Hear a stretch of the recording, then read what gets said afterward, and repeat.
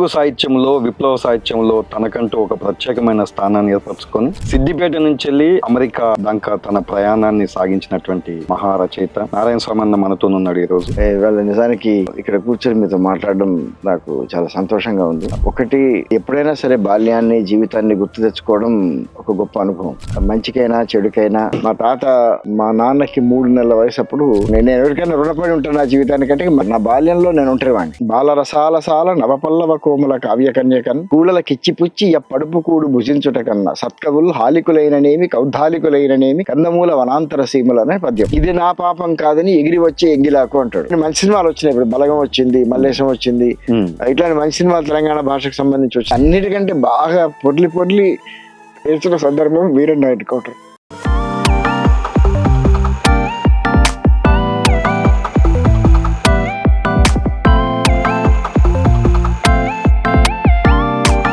తెలుగు సాహిత్యంలో విప్లవ సాహిత్యంలో తనకంటూ ఒక ప్రత్యేకమైన స్థానాన్ని ఏర్పరచుకొని సిద్దిపేట నుంచి వెళ్ళి అమెరికా దాకా తన ప్రయాణాన్ని సాగించినటువంటి మహారచయిత, గొప్ప విప్లవకారుడు నారాయణ స్వామి అన్న మనతోనున్నాడు ఈరోజు.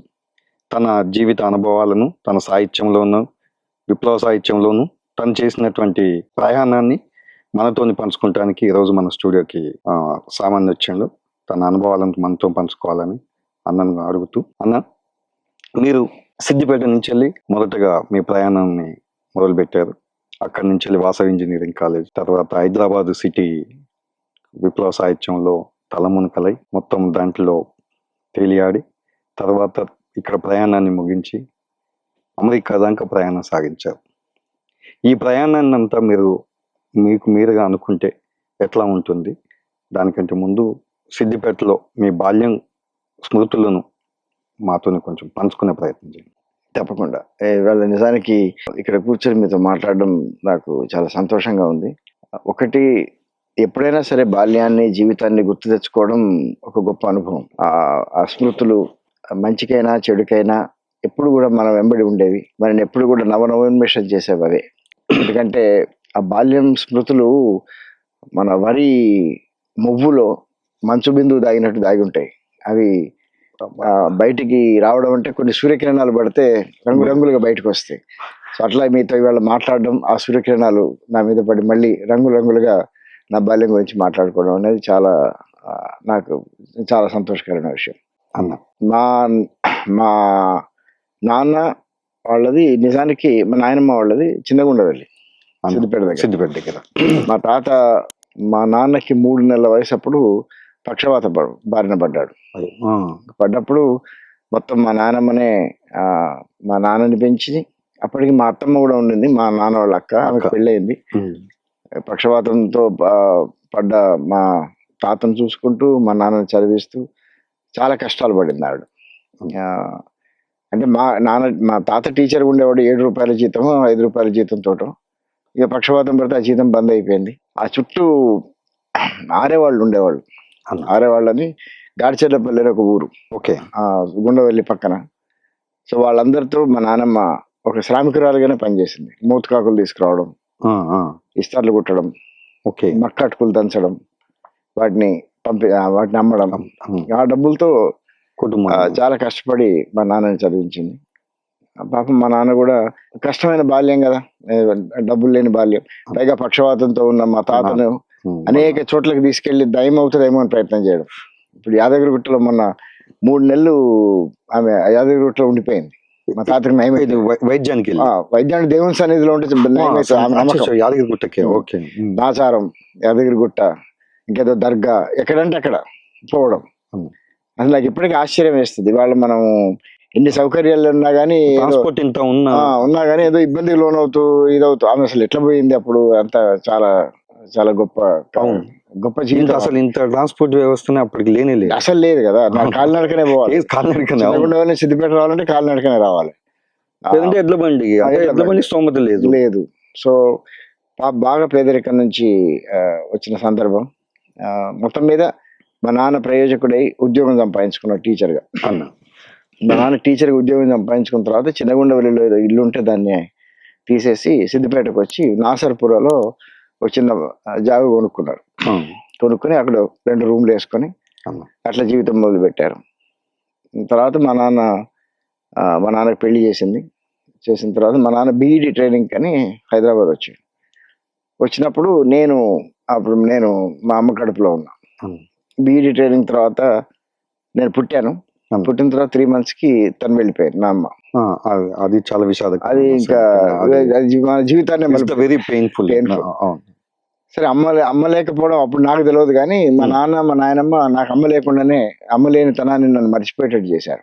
సూపర్. అనేక రకాలుగా అంటే ఇక పసిగుడ్డుని, అవును. మా తర్వాత బాగా బలహీనుణ్ణి, అనేక రకాల జబ్బులు, ఇబ్బందులు పడ్డం. ఎక్కడికంటే మళ్ళీ నన్ను ఇప్పుడు అంతకుముందు మా తాతను తీసుకుపోయినట్టు మళ్ళీ నన్ను తీసుకుపోవడం అనేక చోట్లకి. అప్పుడప్పుడు చెప్పేది మా నాయనమ్మ, నువ్వు ఈ అమ్మ పాలు తాగినవరా అని చెప్పేది అనమాట. ఇక్కడ పాల కోసం ఏడుస్తుంటే ఎవరో అట్లా నా తోబుట్టులు చాలా మంది ఉన్నారు. సో అది అట్లా మొత్తం మీద బతికి పట్టగట్టినా. దానికి పూర్తి క్రెడిట్ లేకపోతే పూర్తి నేను ఎవరికైనా రుణపడి ఉంటాను నా జీవితానికంటే మా నాయనమ్మ మా నాన్ననే. మా నాన్న ఉద్యోగానికి పోయినా మా నాయనమ్మనే చేసేది. తర్వాత ఇప్పుడున్న అమ్మను నేను 2 ఏళ్ల వయసులోనూ ఉన్నప్పుడు బలవంతంగానే చేసుకున్నాడు పాపం, ఆయనకి ఇష్టం లేకుండా. ఎందుకు అనవసరంగా వీడిని మళ్ళీ ఏమవుతాడో తెలియదు కదా. సరే మొత్తం మీద ఇక అట్లా నాసర్పురాలో ఆ 2 రూమ్ల గద పోర్షన్ లో అట్లా నడుస్తూ మా ఇంటి చుట్టూ శ్రామికులు, ముఖ్యంగా పద్మశాలీలు. ఇప్పుడు ఇవాళ నిజానికి చాలా మంది పద్మశాలీలు కొంత మంచి ఆర్థికమైన స్థితిలో ఉండొచ్చు, కానీ మా ఇంటి చుట్టూ ఉన్న వాళ్ళు అయితే ఇప్పటికీ బహుశా అదే స్థితిలో ఉన్నారు, చాలా పేద స్థితిలో. అటు భివాండి కానీ లేకపోతే సూరత్ కానీ పోవడం, ఇంట్లో ఉన్న వాళ్ళు కళ్ళు మంది తగ్గుతూ మగ్గాన్ని నేయడం, బాగా పేదరికం అదంతా చూస్తూ ఉన్నా నేను. తర్వాత గొల్ల వాళ్ళు ఉండేవాళ్ళు మా ఇంటి వెనక, వాళ్ళ జీవిత పరిస్థితి. తెలుగు వాళ్ళు మా ఇంటి ఎదురుగా ఆమె భివాండి పోయి చనిపోయింది. అట్లాంటి పరిస్థితులు. ఈ నేపథ్యంలో నేను ఇంటికైనా చదువుకున్నా, స్కూల్లో జాయిన్ చేయలే. మొదట్లో స్కూల్కి చేయలే. 5వ తరగతి వరకు ఇంటి దగ్గరనే చదువుకున్నా. అయితే గమ్మత్ ఏంటంటే మా నాన్న స్కూల్ లచ్చపేటలో పనిచేసేవాడు అప్పుడు, దుబ్బాక లచ్చపేటలో పనిచేస్తున్నప్పుడు ప్రతి సంవత్సరం టెక్స్ట్ బుక్లు తెచ్చి తనే చెప్పేవాడు.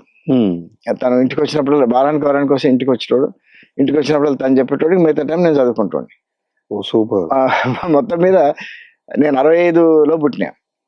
65లో ఆ రాఖీ పౌర్ణమి రోజు పుట్టినా. అది చెప్తుంది మా నాయనమ్మ, జన్మ నక్షత్రం అది ఉంటది కదా, అది కూడా తయారు చేసి పెట్టింది ఆమె. పుట్టినా కానీ ఇక అంటే నేను 73 అనుకుంటా. 73లో లచ్చిపేట తీసుకుపోయాడు 6th class లో చేర్చడానికి డైరెక్ట్ గా ఆయన హై స్కూల్. అప్పుడు నేను ఎంత 8 ఏళ్ళు.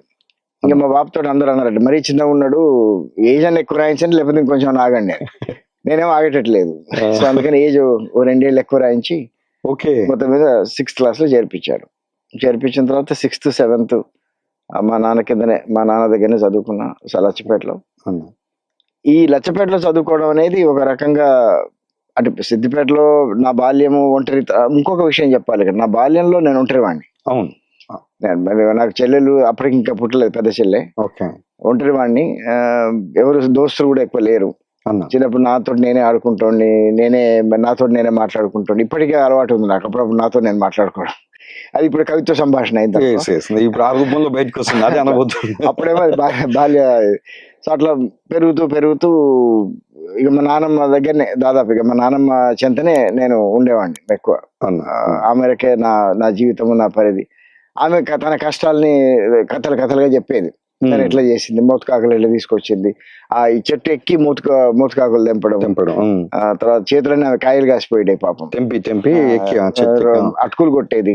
అటుకులు కొట్టడంలో మా కట్టుకులు అప్పుడు మా పిండి గిన్నెలు బట్టీలు అంటారు కదా, బట్టీలు రాలే. సో అట్లా పాపం బాగా కష్టపడి మొత్తం మీద ఆమెకు పాపం 60-65 ఏళ్లకే ఆమె వృద్ధాప్యం వచ్చేసింది. బలహీనం బాగా కష్టపడ్డది కదా, నడుము నొప్పని కాళ్ళ నొప్పులని బాగా ఇబ్బంది పడేది.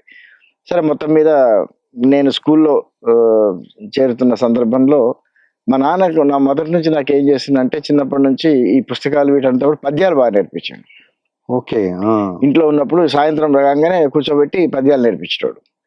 అవి అంటే ముకుందమాల అని, తర్వాత పోతన పద్యాలు, తర్వాత కృష్ణుడికి సంబంధించిన పద్యాలు. ఆయన భక్తిపరుడు, రోజు పూజ చేసుకుంటాడు, నామం పెట్టుకుంటాడు, ఆయన భక్తిపరుడే. ఆ భక్తిలో భాగంగా నాకు పద్యాలు నేర్పించడం ఇవన్నీ. అట్లా పోతన పద్యాలు కూడా చెప్పడం మొదలు పెట్టాడు. పోతనలో నాకు గొప్ప సౌందర్యం కనబడ్డది. మీకు ఏమన్నా గుర్తున్నది ఏమన్నా పద్యం? ఇబ్బంది కాకపోతే ఇబ్బంది ఏం లేదు, బలవాడి పోతన పద్యాలు ఇప్పటికీ నాకు నోటికి వస్తాయి. వచ్చిన తవ్వులో కూడా 2-3 రాసినా కూడా.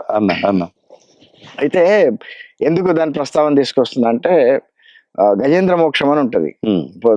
లావొక్కింతయు లేదు అని చెప్పి ముసలి పట్టుకున్న తర్వాత ముసలి కాళ్ళను పట్టుకుంటే ఏనుగు ప్రార్థిస్తుంటది అనమాట. లావొక్కింతయు లేదు, నన్ను రక్షించు భగవంతుడా అని అంటే, ఆయన ఏమో సిరికిని చెప్పాడు, శంఖచక్ర యుగమును చేదు ఈ సంధింపడు అని ఆయన అన్ని వదిలేసుడికి వస్తాడు. దాని గురించి ఒక కథ కూడా ఉన్నది. శ్రీనాథుడు పోతన కలుసుకున్నట్టు ఉన్నాయి కథలు.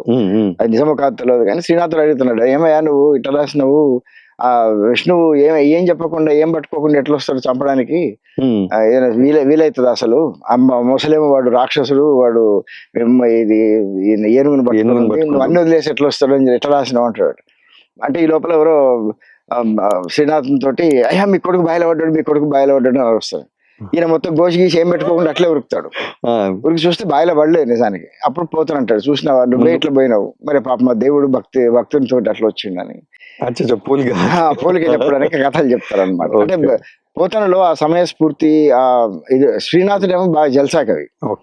ఆయన జీవితం అంతా జల్సాలు బతికి లాస్ట్ అప్పలపాలై చనిపోయింది అనుకో. ఈ పోతన అట్లా కాదు, కష్టజీవి. చిన్న పొలం దోనుకుంటూ అట్లా బతుకుతూ ఆయన భాగవతం రాసి. అయితే అందులో పోతన రాసినట్టు చెప్తున్న ఒక పద్యం నాకు బాగా గుర్తు. బాలరసాలసాల నవపల్లవ కోమల కావ్య కన్యకన్ కూడల కిచ్చిపుచ్చి పడుపు కూడు భుజించుట కన్నా సత్కవులు హాలికులైననేమి కౌద్ధాలికులైననేమి కందమూల వనాంతర సీమలు అనే పద్యం. బాలరసాలసాల నవపల్లవ కోమల కావ్య కన్యకన్ అంటే చాలా అంటే చిన్నతనం యొక్క బాల్యం యొక్క అమాయకత్వంతో, లేకపోతే ఏమి తెలియని ఇన్నోసెన్స్ తోటి ఉన్న కావ్య కన్యక, చిన్న పాపతో పోలుస్తున్నాడు, చిన్న అమ్మాయితోటి. ఎవరిని? కావ్యాన్ని. ఇది ఎప్పుడవుతుంది శ్రీనాథుడు వచ్చి అడుగుతాడు, నువ్వు భాగవతం రాసినావు కదా, రాజుకి అంకితం ఇవి, నీకు మస్తు పైసలు ఇస్తాడు, నీకు రాజభోగాలు వస్తాయి, అది ఇది అంటే ఈ పద్యం చెప్తాడు అనమాట పోతన. ఇంత బాల్యరసాలు రే ఈ బాలరసాలసాల నవపల్లవ కోమల కావ్య కన్యక, అంత కోమలమైన ఈ అమ్మాయిని, నా బిడ్డను, ఈ కావ్యాన్ని కూళ్ళకిచ్చిపుచ్చి, కూళ్ళలు అంటే ఇక దుర్మార్గులు అన్నట్టు, అంటే ఈ వ్యాపారాలు చేసేవాళ్ళు, దుర్మార్గులు, అణిచివేసేవాళ్ళు, కూళ్ళకిచ్చిపుచ్చి పడుపు కూడు భుజించుట కన్నా, అది పడుపు కూడు నాకు, అది నాకొద్దు, పడుపు కూడు భుజించుట కన్నా సత్కవులు హాలికులైననేమి కౌద్ధాలికులైన, హాలికులు రైతులుగా బతకొచ్చు, కందమూల వనాంతర సీమలు అని పద్యం. అది మా బాబు చెప్పిండు. భలే ఉంది పద్యం. అది నాలో ధిక్కార భావాలు నేను మాత్రం అట్లా రాజుకు లొంగిన శ్రీనాథుడు ఏమైండు, అన్ని దాన్ని ఏమంటారు, అన్ని రాజభోగాలు లాస్ట్ కప్పలపాలై దివిజ కవివరుల గుండియలు డిగ్గు మనకు అరుగుచున్నాడు శ్రీనాథ రమణపురికి నాటకం వేసినాం మేము చిన్నప్పుడు. అయిపోయింది వాడిపోయి. పోతానట్లా కాదు, చాలా డెడికేటెడ్, గొప్ప పద్యం. చాలా పద్యాలు కూడా చాలా. శారద నీరదేందు ఘనసార పటీర మరాల మల్లిక హార తుషార ఫేన రజతాచల ఫాస కనీస కుంద మందార సిత తామర సామర వాహిని శుభాని సరస్వతిని పద్యం చిన్నప్పుడు చేసుకుని అట్లా గుర్తుండిపోతాయి అన్నమాట. అలవైకుంఠపురిలో ఆమూల సౌధంబులు, ఆ సినిమా ఏదో వచ్చింది కానీ, అలవైకుంఠపురిలో ఆమూల సౌధంబులు లక్ష్మీదేవితో విష్ణు ఉన్నప్పుడు ఈయన అరుస్తుంటాడు ఇక్కడ నుంచి, గజేంద్రుడు అరుస్తుంటే అన్ని వదిలేసి వస్తాడు అనమాట. అది గొప్ప గొప్ప కవి, గొప్ప ఇవన్నీ నాకు చెప్తూ ఉండే నాన్నతో. తర్వాత సినారాయణ రెడ్డి మందార మకరందమాల అని పుస్తకం పోతన మీద రాసింది. మందార మకరంద మాధుర్యమునదేలు అని పద్యం బ్రహ్మాండంగా ఉంటది. అవన్నీ తీసుకొచ్చి ఇచ్చి అవి నాకు ప్రభావాన్ని కలగజేస్తున్నాయి.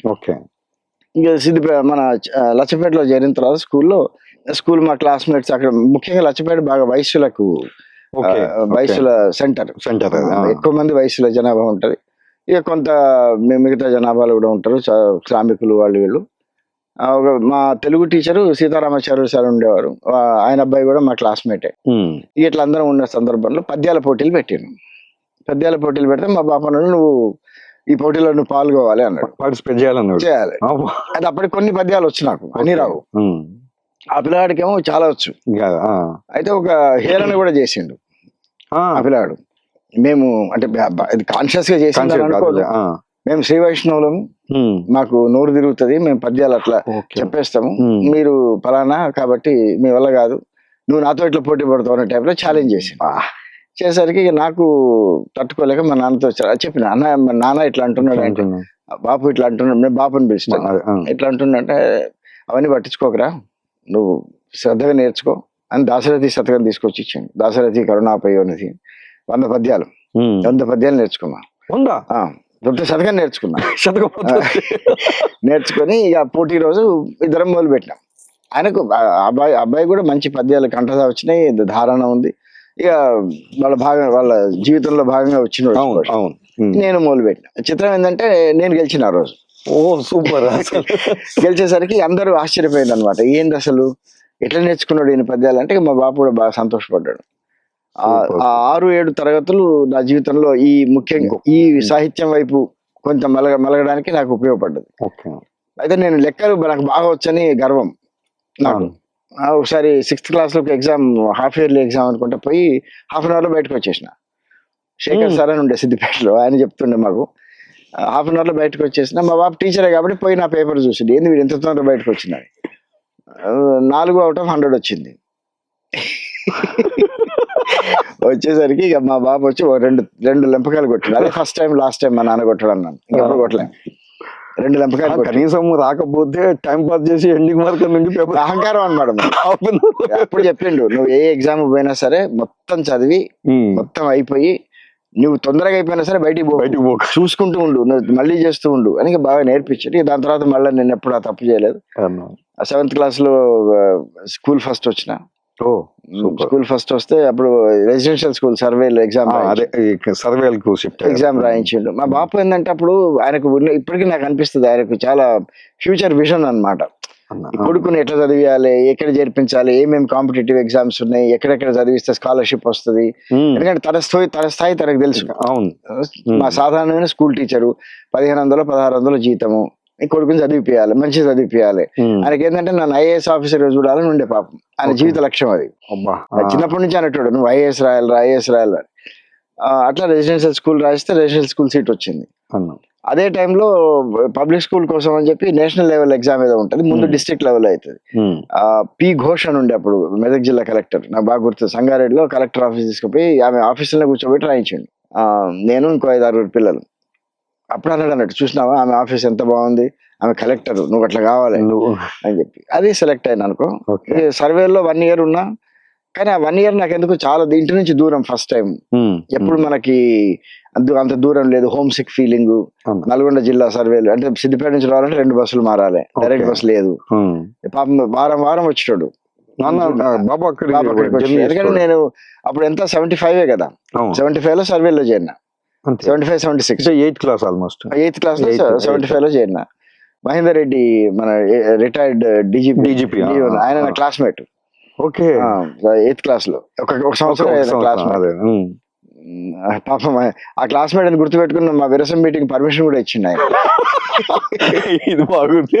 పోయినా అప్పుడు విరసం యూనిట్ పర్మిషన్ ఇవ్వట్లేదు ఏ పోలీస్ దగ్గర. మేము ఇవ్వమంటే ఎందుకు నేను పోతాం, మహేందర్ రెడ్డి నా క్లాస్మేట్ అని పోయినా.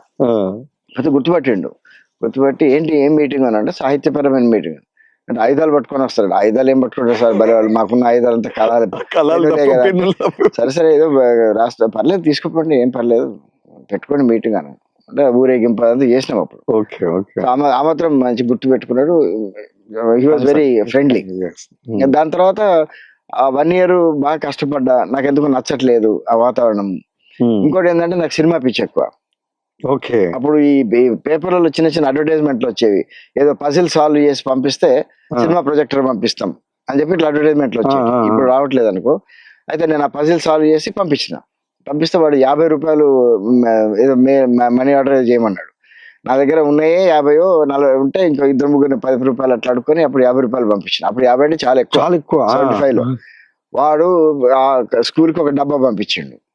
ప్రిన్సిపల్ ఆఫీస్కి వచ్చింది అది. ఆయన శాస్త్రి గారు ఉండే ప్రిన్సిపల్ పిలిచిండు నన్ను, ఏంద్రా ఇది అన్నాడు. అంటే ఏమొచ్చింది వచ్చే పెద్ద డబ్బు వచ్చింది నాకు. సినిమా ప్రొజెక్టర్ సార్, ఏం చేసుకుంటావు సినిమా ప్రొజెక్టర్ అన్నాడు. అంటే నాకు సినిమాలు అంటే ఇష్టం సార్, సినిమాలు పిచ్చి కొట్టు 2-3 కొట్టిండు. కొట్టి పైసలన్నీ దండ చేస్తున్నావు, ఏంది ఇది మీ బాపుకి చెప్తా అది అని చెప్పి అది ఓపెన్ చేస్తే ఏముంది, రేకుల డబ్బా, దానికి ఒక వీల్ ఉంది, దానికి వైజయంతి మాలదేదో నా ఫిల్మ్ రీల్ పెట్టిండు, ముందు లైట్ ఉంది, ఆ ప్రొజెక్ట్ చేసుకోవచ్చు గంతే. స్కామే, మోసం, పచ్చి మోసం, మనకి తెలియదు కదా అదే ఆ సినిమా పిక్చర్ అన్నమాట. సరే మొత్తం బాబు కూడా వచ్చి పాపం ఈ ఏంద్రా నువ్వు ఇట్లా అంటే సరే మొత్తం 1 year నడిచింది. నడిచిన తర్వాత ఈ లోపల పబ్లిక్ స్కూల్ టెస్ట్ రాసిన కదా, మళ్ళీ నేషనల్ లెవెల్లో రాయాలని ఇంకోటి వచ్చింది. అది ఇక్కడనే సికింద్రాబాద్ ఆలియా కాలేజీలో రాయించింది, అది కూడా సెలెక్ట్ అయినా. తర్వాత పబ్లిక్ స్కూల్ తీసుకుపోయాడు. అప్పుడు 3 schools అవకాశం ఉండే, రిషి వ్యాలీ, బేగంపేట, రమంతపూర్.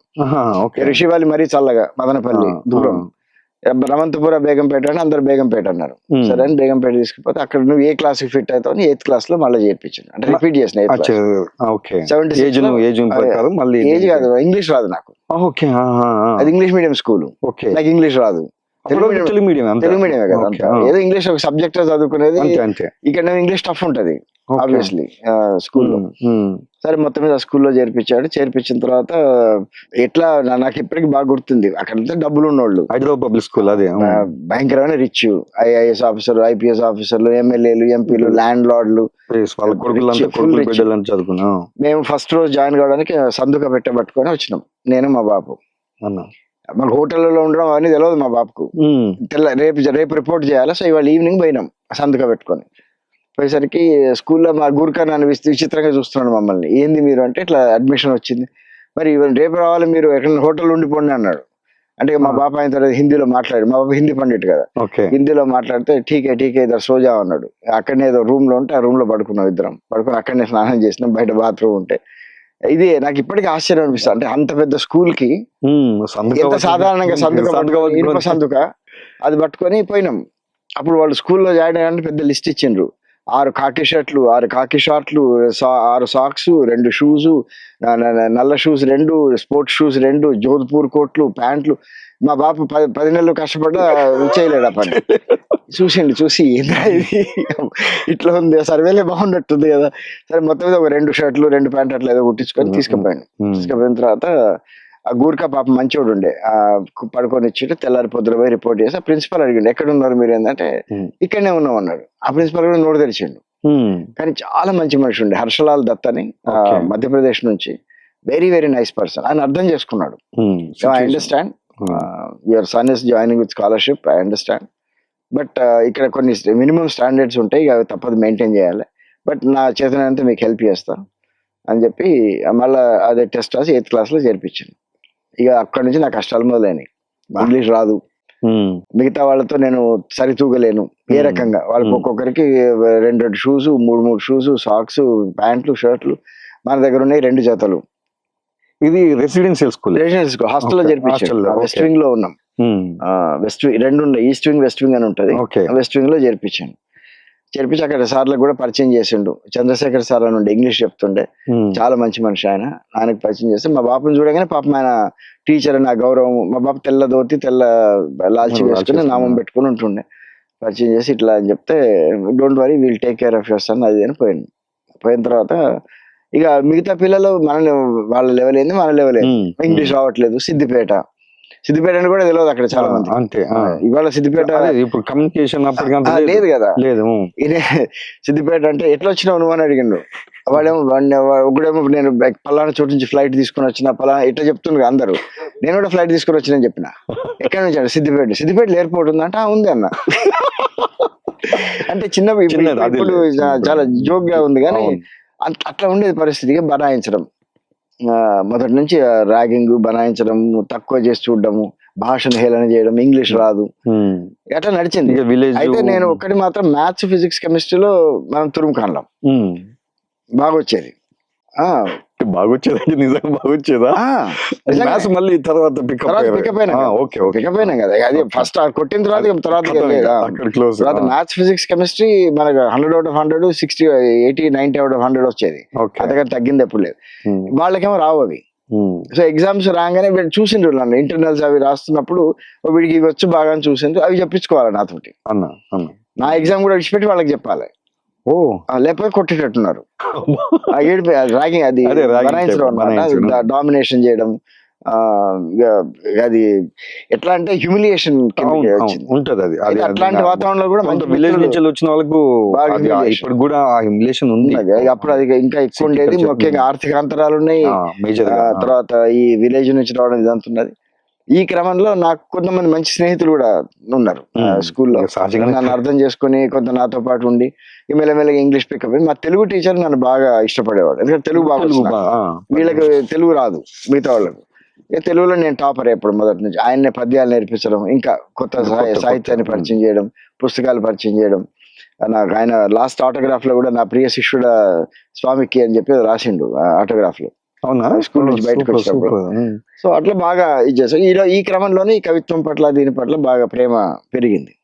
ఇంగ్లీష్ వచ్చేది కాదు కదా, ఇంగ్లీష్ లో బాగా స్ట్రగ్లింగ్. ఈ హర్షలాల్ దత్ సార్ మాకు ఇంగ్లీష్ చెప్పేటోడు, ఇంకో ఇద్దరు మేడమ్స్ చెప్పేటోళ్ళు. కానీ ఈయన ముఖ్యంగా మన షేక్స్పియర్ నాటకం ఉండేది మాకు 10th క్లాస్ లో. 10th క్లాస్ లో ఒకటి, ఇంటర్మీడియట్ లో 2 షేక్స్పియర్ నాటకాలు. 10th క్లాస్ షేక్స్పియర్ నాటకం జూలియస్ సీజర్, ఇంటర్మీడియట్ షేక్స్పియర్ నాటకం మ్యాక్బెత్. ఈ 2 ఈసారి చెప్పండి. అద్భుతమైన చెప్పే పద్ధతి, ఇదంతా నాటకీయంగా. మనకి సినిమా అంటే ఎట్లా ఇష్టం, సినిమా ఇష్టం, సాహిత్యం ఇష్టం, దాంతో బాగా అట్రాక్ట్ అయినా. అందుకే జూలియస్ సీజర్ లో ఇప్పటికీ చాలా డైలాగ్స్ గుర్తుంటాయి నాకు, మైండ్ లో గుర్తుంటాయి. నిజానికి ఇప్పటికి మన సాహిత్య మిత్రులు కూడా చెప్తూ ఉంటారు. అవి కొన్ని విషయాలు మనం ఇప్పుడు పబ్లిక్ మీటింగ్ లో పోతాం, మనకంతా వేవ్ అగెయిన్స్ట్ ఉంటది, ఎట్లా మాట్లాడాలి అప్పుడు అనేది మన జూలియస్ సీజర్ నుంచి నేర్చుకోవచ్చు అని చెప్తుంటాను నేను. అందులో ఏంటంటే సీజర్ ని, జూలియస్ సీజర్ రాజు, రోమన్ ఎంపైర్ రాజు, అతని మీద వ్యతిరేకత పుట్టిస్తారు. కుట్ర చేసి అతని చుట్టూ ఉన్న సెనేటర్స్ అతన్ని కుట్ర చేసి చంపాలని నిర్ణయించుకుంటారు. నిర్ణయించాలంటే క్యాషియస్ అనేటోడు వాడు చాలా డేంజరస్ ఫెలో, వాడు కన్నింగ్. బ్రూటస్ అనేటోడు జూలియస్ సీజర్ చాలా క్లోజ్ అన్నమాట. వీడు క్యాషియస్ అందరి మనసులు మార్చి లాస్ట్ బ్రూటస్ కూడా మార్చేసి సీజర్ రాగానే అందరు కత్తితో పొడుస్తారు. లాస్ట్ పోటు బ్రూటస్ పొడుస్తాడు.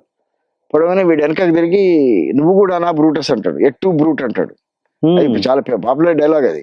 ఎట్టు బ్రూట్ అంటే చాలా నమ్మకస్తులైన వాడు మోసం చేయడం. నువ్వు కూడా నా బ్రూట్, ఎట్టు బ్రూట్ అంటాడు. నువ్వు కూడా చేసావు నన్ను హత్య అని చచ్చిపోతాడు. అయితే వాడికి యాంటనీ అనేవాడు సైన్యాధికారి జూలియస్ సీజర్ కి నమ్మకస్తుడు. వాడు ఉండడు అప్పుడు, వాడు లేని చంపేస్తాడు. చంపేసి మొత్తం సీజర్ కి వ్యతిరేకంగా ప్రచారం చేసి మొదలు పెడతారు. అసలు ఎవరైనా సీజర్ ని సపోర్ట్ చేస్తే చంపేస్తట్టు ఉంటారు ప్రజలు కూడా. వీడు యాంటనీ సీజర్ శవాన్ని తీసుకొచ్చేసి మరి స్పీచ్ ఇవ్వాలి అందరి ఉద్దేశించి. వీళ్ళేమో రాజులై కూర్చున్నారు, మిగతా చంపిన వాళ్ళంతా. అప్పుడు మొదలు పెడతాడు అనమాట, ఫ్రెండ్స్, రోమన్స్ అండ్ కంట్రీమెన్ అని మొదలు పెడతారు. I came to bury Caesar, not to praise him అంటాడు. నేను సీజర్ ని ఇక్కడ సమాధి చేయడానికి వచ్చిన, మెచ్చుకోవడానికి రాలేదు. నేను మెచ్చుకుంటాను మొదలు పెడితే వాళ్ళు కొడతారు కదా అని అట్లా మొదలు పెట్టి వీళ్ళంతా చాలా గొప్పవాళ్ళు, చాలా గౌరవనీయమైన వ్యక్తులు. These are all honourable men. ఎవరు? క్యాషియస్, బ్రూటస్ అని మెల్లమెల్లగా చెప్పుకుంటూ పోతారు అన్నట్టు. వీళ్ళందరూ ఆనరబుల్ మెన్ అనుకుంటూ చెప్పుకుంటూ పోతారు, ఆనరబుల్ మెన్ అనుకుంటూ చెప్పుకుంటూ పోతారు. ఆఖరి మొత్తం ప్రజాభిప్రాయం వాళ్ళకి వ్యతిరేకంగా సృష్టిస్తారు ఆ ఒక్క స్పీచ్ తోటి. గొప్ప స్పీచ్ అది. అది షేక్స్పియర్ గొప్పతనం అక్కడ కనబడుతుంది. అట్లాంటివన్నీ బాగా చెప్పాడు మాకు హెచ్ఎల్ దత్ సార్, చాలా అట్రాక్ట్ చేసిండు. అట్లా లిటరేచర్ మీద ఒక గొప్ప ప్రేమ పుట్టుకొచ్చింది. అసలు అది నిజానికి ఈ జూలియస్ సీజర్ ఈ స్పీచ్ ని నేను మా వాసవి కాలేజీలో వాడుకున్నా ఒకసారి. వాసవి కాలేజీలో ర్యాగింగ్ సందర్భంలో చుట్టూ విలేజ్ లో ఉన్న గుండాలు కొంతమంది మా పిల్లల్ని ర్యాగింగ్ చేసిండ్రు. ప్రిన్సిపాల్ కూడా వాళ్ళకు మరి భయపడ్డా లాలిచిపడ్డా తెలియదు, కానీ మొత్తం మీద ఆయన కూడా సపోర్టింగ్ ఉండి పోలీసులు పిలిపించిండ్రు. గొడవ అవుతుంది, మేమేమో ప్రొటెస్ట్ చేస్తున్నాం, మమ్మల్ని అరెస్ట్ చేయించడానికి పోలీసులు పిలిపించిండ్రు. పిలిపిస్తే మేము మీటింగ్ పెట్టేసి నన్ను మాట్లాడమంటే నేను సీజర్ పద్ధతినే వాడుకున్నాను అనమాట. నేను ఆయన పేరు రాజు అని ఉండే, ఇబ్రాహిం బాగు దాదా సార్, రాజు సార్ని నేను ఏమంటలేను, మా ప్రిన్సిపాల్ గారిని నేను ఏమంటలేను, వాళ్ళంతా గౌరవనీయ వ్యక్తులు. నేనేదో పిల్లల బాధ చెప్పడానికి వచ్చినా అని మొదలుపెట్టిన. వాళ్ళంతా గౌరవనీయ వ్యక్తులు, నేనేదో పిల్లల గురించి మాట్లాడుతున్నా అని చెప్పి మొదలుపెట్టిన. అది ఇంప్లిమెంట్ చేసిన, అది మంచి రెస్పాన్స్ వచ్చింది. అది అందరు లాస్ట్ కి పోలీస్ ఆఫీసర్ కూడా వచ్చి, అరే సార్ ఇన్ని విషయాలు మాకు తెలియదు వీళ్ళ గురించి అట్లా. అదొకటి. తర్వాత మ్యాక్బెత్ నాటకం ఒకటి బాగా ఇంప్రెస్ అయ్యాయి. మ్యాక్బెత్ అయితే గొప్ప నాటకం. మ్యాక్బెత్ లో మానవ గ్రీడ్, ఆ, దురాశ, పేరాశలు, సాధించిన దాంతో సంతృప్తి పడకపోవడం, పైకి అందలాలు ఎక్కాలనుకోవడం, ఆ ఎక్కడం కోసం హత్యలు చేయడం, కుట్రలు పనడం. మ్యాక్బెత్ నిజానికి గొప్ప సైన్యాధికారి, రాజ్యం అంతా రాజు కోసం అని మొత్తం డంకన్ వాడి పేరు, రాజు పేరు. పోయి అన్నిటిని జయించి వస్తాడు వాపసు. వాడును బ్యాంకోని ఇద్దరు వస్తారు. వస్తుంటే మధ్యలో మంత్రగత్తలు కనబడి చెప్తారు అన్నట్టు, నువ్వు రాజు అవుతావు రేపు అని చెప్తారు. వీడికి ఆశ పుట్టుకొస్తాడు. ఈ వచ్చి పెళ్ళాంకి చెప్తాడు. ఆ పెళ్ళాంకి ఇంకా పేరాశ, ఆ లేడీ మ్యాక్బెత్ ఆమెకి ఇంకా పేరాశ, నువ్వు రాజు అవుతావు కదా, మరి ఎట్లయితావు చెప్పు అని చెప్తే, ఎట్లా అంటే డంకన్ ఇస్తాడు నాకు, అది ఇయ్యాడు, నువ్వు పొడిచి చెప్తుంది. బలవంతం చేస్తే వాడు పోయి చంపుతాడు. ఇక చంపిన తర్వాత వాడు మ్యాక్బెత్ హాస్ మర్డర్డ్ ఈ స్లీప్ అంటాడు. ఇక అప్పటి నుంచి నిద్రపోడు వాడు. ఆమె లేడీ మ్యాక్బెత్ కూడా, ఆమె కూడా నిద్రపోదు. లాస్ట్ కి ఒక సీన్ ఉంటది, నిద్రలో నడుస్తుంది అనమాట, చేతిలో దీపం పెట్టుకొని నడుస్తూ, నా చేతుల కంటే నీ రక్తాన్ని ఏ సముద్రాలు కడిగేయగలవు, ఈ వాసనని ఏ సెంట్, ఏ అత్తర్లు తుడిచేయగలవు అని చెప్పి చచ్చిపోతుంది ఆమె కూడా. చాలా గొప్ప నాటకం అది. ఇవన్నీ బాగా ప్రభావం చేసినాయి. ఇటువైపు అణచివేత వీళ్ళ నుంచి వస్తున్నది. నిజానికి నాకు ఇంగ్లీష్ ఇప్పటికీ మిగతా HPS స్టూడెంట్స్ తో పోలిస్తే అంత రాకపోవచ్చు, వచ్చలే మరి అంత పరిస్థితి లేదు. కానీ అప్పుడు ఇంకా మా ఇంగ్లీష్ టీచర్ చెప్పింది, నువ్వు ఫెయిల్ అవుతావు కంపల్సరీ అని చెప్పింది. నువ్వు ఇట్లా రాస్తే ఫెయిల్ అవుతావు అన్నది. సరే ఏదో నేర్చుకొని పాస్ అయినాం, మంచి మార్కులతో పాస్ అయినాం, డిస్టింక్షన్ వచ్చింది, ఇంటర్మీడియట్ లో వచ్చింది. బయటకు వచ్చిన తర్వాత డైరెక్ట్ సిద్దిపేట పోయినాం. అయితే అక్కడ ఏదో IIT కోచింగ్ సెంటర్ అవి ఇవి చేరాలనుకున్నా కానీ మా నాన్న ఆర్థిక పరిస్థితి కూడా అంతంత మాత్రమే కదా. అయితే ఇంకొక విషయం చెప్పాలి, ఈ లోపల మా నాన్న ఏం చేసిందంటే మొత్తం మార్గాలన్నీ వెతికి నాకు స్కాలర్షిప్ సంపాదించి పెట్టిండు ఎకనామికల్ వీకర్ సెక్షన్స్ కి. దాంతో వాళ్ళు నాకు బట్టలు అవన్నీ ఇవ్వడం, లేకపోతే సాధ్యమయ్యేది కాదు. వాళ్ళతో పోటీ పడడం సాధ్యం కాదు. ఆ బట్టలు అవన్నీ ప్రతిరోజు ఈవినింగ్ జోధ్పూర్ కోట్ వేసుకోవాలి, మధ్యాహ్నం కాకి షర్ట్ కాకి ప్యాంట్ వేసుకోవాలి, తర్వాత స్పోర్ట్స్ డ్రెస్ వేసుకోవాలి, ఆ షూస్ ఈ షూస్ పెద్ద లిస్ట్ ఆడ. అవన్నీ మొత్తం మీద మా నాన్న చాలా ఫ్యూచర్ విజన్ తోటి అవన్నీ సంపాదించి పెట్టాడు. That was very lucky. తర్వాత పాకెట్ మనీ అది ఇచ్చేవాడు, బట్ ఇంటి అవసరాలు ఇవన్నీ చూసుకోవాలి కదా. ఇంటి అవసరాలు మళ్ళీ అప్పటికి బాగా చెల్లెబుట్టిన మరి అవన్నీ చూసుకోవాలి కదా. సో మొత్తం మీద తర్వాత ఇక కోచింగ్ సెంటర్ లో చేరాలి అంటే వద్దులే అని చెప్పి ఇంటి సిద్దిపేటకు వచ్చి అయితే అంతకుముందు ఒక విషయం చెప్పాలి, 75 లో ప్రపంచ తెలుగు మహాసభలు జరిగినాయి. మహాకవి శ్రీశ్రీ వీళ్ళందరూ అరెస్ట్ అయిన మహాసభలలో. నేనేమో లచ్చపేట నుంచి వక్తృత్వ వ్యాస రచన పోటీల్లో డిస్ట్రిక్ట్ నుంచి ఫస్ట్ వచ్చి ఈ ప్రపంచ మహాతెలుగు సభల్లో పాల్గొనడానికి అవకాశం వచ్చింది. అప్పుడు మా బాపు రాయించిండు అవన్నీ, వ్యాస రచన వక్తృత్వం రాయించిండు. విద్యార్థులు రాజకీయాల్లో చేరకూడదు అని వ్యాసం అన్నమాట. అది అప్పుడు నేను రాసి దాంట్లో ప్రైజ్ వస్తే ప్రపంచ సభలకు తీసుకొచ్చిన తర్వాత చూడు ఐరన్, విద్యార్థులు రాజకీయాల్లో చేరరాదు అనేది రాసి ప్రైజ్ వచ్చి రాజకీయాలు కాదు మళ్ళీ కూడా పోయిన సిచ్యువేషన్ ఉంది. తీసుకొస్తే ఇక్కడ మెథడిస్ట్ కాలేజ్ ఉంది కదా హ్యాబిట్స్ లో, తాజ్మహల్ హోటల్, దాని పక్క అక్కడ చిన్న రూమ్ లాగిస్తే అందరికి ప్రపంచ తెలుగు సభలకు వచ్చిన వాళ్ళందరికీ అక్కడ ఇస్తే అకామిడేషన్ అందులో ఇందిరా ప్రియదర్శన్ ఆడిటోరియంలో ఫైనల్ పోటీలు జరిగినాయి. నాకు 3rd ప్రైజ్ వచ్చింది స్టేట్ లో. ఆ ఫోటో కూడా ఫేస్బుక్ లో ఇప్పుడు పెట్టిన. మన గుమ్మడి, మిక్కిలినేని రాధాకృష్ణ, వరలక్ష్మి ఈ ముగ్గురు వచ్చిండ్రు ప్రైజ్ ఇవ్వడానికి. అందరికంటే నేనే ఉంటున్నా అన్నట్టు, 7th క్లాస్ గింతున్నా, మిగతా వాళ్ళందరూ 10th క్లాస్ అట్లా లెవెల్లో ఉన్నారు. అప్పుడు నాకు ఇంకా మా నాన్న అప్పుడు అల్లూరి సీతారామరాజు సినిమా చూపించాడు, 74 లో వచ్చింది అది. అందులో పాటలు నాకు ఆయన సినిమా చూస్తే ఆ పాటలు నచ్చితే బుక్ కొనుక్కుంటుండే. బయట అమ్ముతారు 5 పైసలకు 10 పైసలకు బుక్ కొనుక్కొని పాటలు నేర్చుకున్నా. 2 పాటలు నేర్చుకున్నా. రగిలింది విప్లవాగ్ని ఈ రోజు, అగ్ని పేరు అల్లూరి సీతారామరాజు అని టైటిల్స్ అప్పుడు వస్తుంది. ఆరుద్ర రాసిండు ఆ పాట. ఇక తెలుగు వీరలేవరా మీ అందరూ శ్రీశ్రీ రాసిండు. ఆ రోజు పాట పాడబోయేసరికి నాకు ఉత్సాహం వచ్చేసింది. అది సభలో అయింది ఆ ప్రైజ్ డిస్ట్రిబ్యూషన్ సెరమనీలో. ఎవరైనా పాట వాళ్ళు ఉంటే పాడంటే నేను పోయి రగిలింది విప్లవాగ్ని ఈ రోజు, అగ్ని పేరు అల్లూరి సీతారామరాజు, కన్నెగంటి హనుమంతు, వెన్నులోని బాకు, కత్తిగట్టి సాగమంది, కడ విజయం వరకు అని పాడేసిన. పాడడం చదివిన. మన ఎప్పుడు నేర్చుకున్నావురా అంటే, నువ్వు గొరిచిన కదా పుస్తకం నేర్చుకున్నాను. అట్లా అదొక గొప్ప అనుభవం. తర్వాత అవే నా రాజకీయాలు అవుతాయి నేను అనుకోలేదు. ఎందుకంటే అది గొప్ప పాట. కన్నెగంటి హనుమంతు, వెన్నులోని బాకు, కత్తి గట్టి సాగమంది, కడ విజయం వరకు, హింసకు ప్రతి హింసగంది, వీరభూమి పాంచాలం, సీతారామరాజు మీద గొప్ప పాట రాసిండు ఆరుద్ర. అవును. ఇంకా తర్వాత ఆ, అది స్కూల్కి పోకడానికి స్కూల్లో ఈ హింస, ఈ అణచివేత ఇవన్నీ ఎదుర్కొని వివక్ష, ఇంకా పైగా తక్కువ కులం వాడనే వివక్ష అన్నీ ఉన్నాయి. అన్ని వచ్చినాయి అక్కడ. ముఖ్యంగా ఆర్థిక పరమైంది, సామాజిక పరమైంది, రీజన్ పరమైంది. తెలంగాణ వాడు భాష ఇది, ఇంగ్లీష్ రాదు, అన్ని. కానీ అందరూ రియలైజ్ అయిందంటే వీడికి మ్యాథ్స్, ఫిజిక్స్, కెమిస్ట్రీ, బయాలజీ బాగా వస్తాయి. తెలుగు బాగా వస్తుంది. ఇక తెలుగు పద్యాలు అయితే నోటికి మామూలుగా చెప్పడం కదా, అనర్గళంగా. అందులో మా తెలుగు టీచర్ బాగా అద్భుతంగా చెప్పేటోడు.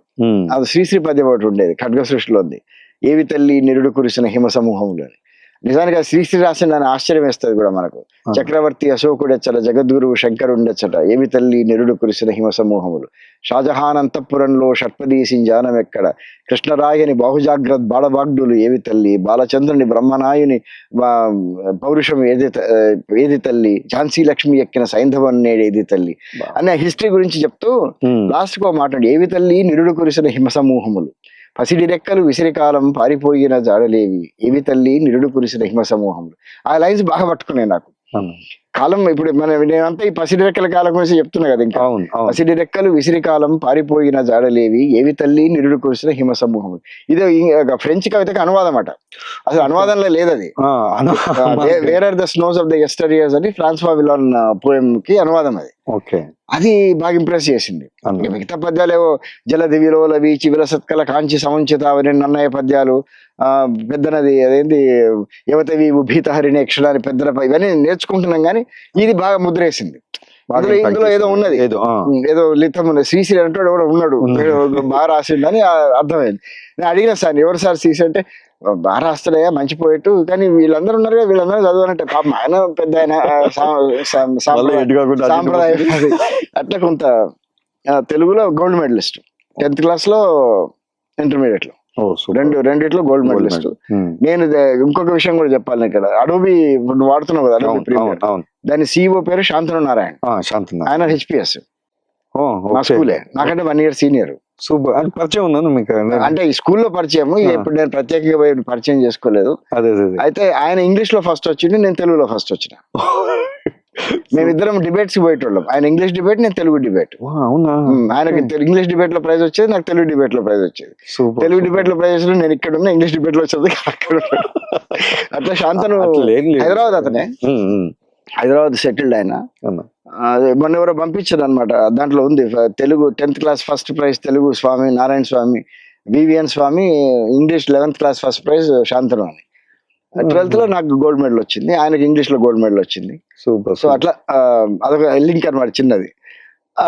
నేను అనుకునేట్టు అడోపు పేజ్ మేకర్ నేర్చుకున్న టైంలో అప్పుడు 5.6.5 సంథింగ్ ఉండేది. ఓపెన్ అయ్యేటప్పుడు వాళ్ళ లిస్ట్ పేర్లు వచ్చేది, ఎవరు దీన్ని డెవలప్ చేశారు అనేది. అంటే డెవలప్మెంట్ అన్నప్పుడు ఆలోచన రాదు, కానీ ఆ చదువుతుండలో ఇండియన్ పేరు ఆయన ఒక్కనే ఉండేది.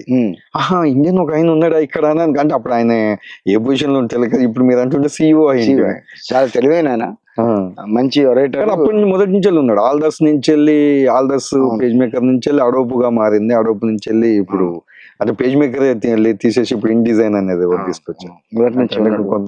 కంపెనీని కూడా ఒక టర్న్ తిప్పాడు ఆయన. అవునా? మంచి ఎస్టాబ్లిష్డ్, ఇప్పుడు మైక్రోసాఫ్ట్ వీటన్నిటితో పోటీ పెడుతున్న కంపెనీ కదా, మంచి ఎస్టాబ్లిష్డ్ కంపెనీ. అంటే మైక్రోసాఫ్ట్ కి ఇంకా హార్డ్వేర్, సాఫ్ట్వేర్ డెవలప్మెంట్, కానీ మంచి మంచి మంచి మలుపు తిప్పాడు. చిత్రం ఇప్పుడు నేను పనిచేస్తున్న కంపెనీ కూడా ఆయన బోర్డ్ ఆఫ్ డైరెక్టర్స్ లో ఒకడు ఆయన. ఇక సరే ఆఫ్ ద రికార్డ్. సో అట్లా వచ్చిన తర్వాత సిద్దిపేటకి ఎప్పుడైతే పోయి ఉన్నాం, సిద్దిపేటలో మా చుట్టూ మా ఇంటి పక్కల దారం మల్లారెడ్డి సార్ అని ఒక సార్ ఉండే. ఆ సారు నేను వాళ్ళ ఇంటికి పోతుంటే రెగ్యులర్ గా. ఇంటర్మీడియట్ అయిపోయింది, వచ్చిన ఇట్లా ఇంజనీరింగ్ ఎంట్రన్స్ రాస్తున్నా అంటే ఇంకొక అబ్బాయి రామచంద్రారెడ్డి అని మా ఇంటి పెరుగు బాలరెడ్డి అని వాళ్ళ మేనల్లుడు అనమాట, ఆయన కూడా ఇంజనీరింగ్ ప్రిపేర్ అవుతున్నాడు. ఇద్దరం కలిసి కంబైన్ స్టడీ చేద్దాం అని చెప్పి అనుకున్నాం. మల్లారెడ్డి సార్ పోతే ఇట్లా సాహిత్యము ఈ చర్చలు వచ్చినప్పుడు ఆయన కొన్ని పుస్తకాలు, చలం చదివినవా, శ్రీశ్రీ చదివినవా, రావిశాస్త్రి చదివినవా, కొత్త కొత్త పుస్తకాల పేర్లు చెప్తున్నాడు. ఇవన్నీ నేను ఎప్పుడు వినలే. ఓ చదువుతాం సార్, ఎక్కడ దొరుకుతాయంటే లైబ్రరీలో దొరుకుతాయంట. లైబ్రరీకి పోయినా, పోయి శ్రీశ్రీ మహాప్రస్థానం ఒకటి ఉందా ఇప్పుడు ఆల్రెడీ మీకు శ్రీశ్రీ కొంత పరిచయం తెలుసు అయింది కాబట్టి ఆ ఇప్పుడు మహాప్రస్థానం అనగానే కొంచెం అట్రాక్ట్ అయినా. ఓకే. మహాప్రస్థానం ఉందని పోతే వాళ్ళు సీరియస్ గా యాక్చువల్లీ మా బాపుని అడిగిన ఫస్ట్ మహాప్రస్థానం అట్లా ఉందా అంటే దుల్ల మీదకి పుస్తకం తీసి ఇచ్చిండు. అదేంటంటే ధర్మరాజు చేసే మహాప్రస్థానం మహాభారతం లాస్ట్ పోతాడు కదా, ఇది కాదే శ్రీశ్రీ అంటే లేదురా అన్నాడు. లైబ్రరీ పోతే ఆయన కూడా అదే పుస్తకం తీసిస్తుండు రాజేశారు. అప్పుడు లైబ్రరీ పక్కన దేశపతి శ్రీనివాస్ వాళ్ళ ఫాదర్ ఉండే, వాళ్ళ ఫాదర్ రాజేశారు లైబ్రరీని. ఏమంటే అక్కడెక్కడ షెల్ఫ్ ధర్మం ఒక ఆయన తీసుకొచ్చి ఆ బుక్ ఇచ్చిండు నాకు. ఆయన పెంటే అని పెయింటర్, కాకతీయ యూనివర్సిటీలో ఎంఫిల్ చేస్తున్నాడు తెలుగులో, పీడిఎస్ లో ఉన్నాడు ఆయన. ఇప్పుడు అప్పటికి ఇవన్నీ ఏం పరిచయాలు మీకు? పుస్తకం తీసుకొచ్చి అంతకుముందు ఒక్కసారి ఎప్పుడో చూసినట్టు గుర్తు నాకు ఆయన లైబ్రరీలో. కానీ ఇది ఆ పుస్తకం తీసుకొచ్చి మహాప్రస్థానం అంటే ఇదంటే సన్నగా ఉంది పుస్తకం, ఈ ఇంత సన్నగా ఉంది, సరే ఏముందో చదువుదాం అని చెప్పి తీసుకుపోయాడు.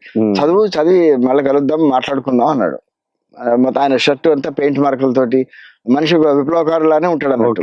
అప్పుడు గడ్డం ఉండేది, సంచిగించి కేయూసీ లో పీడిఎస్ లో యాక్టివ్ ఉన్నాడు.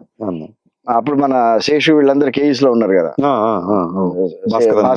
వీళ్ళంతా ఆ టైంలో ఉన్నాడు ఆయన.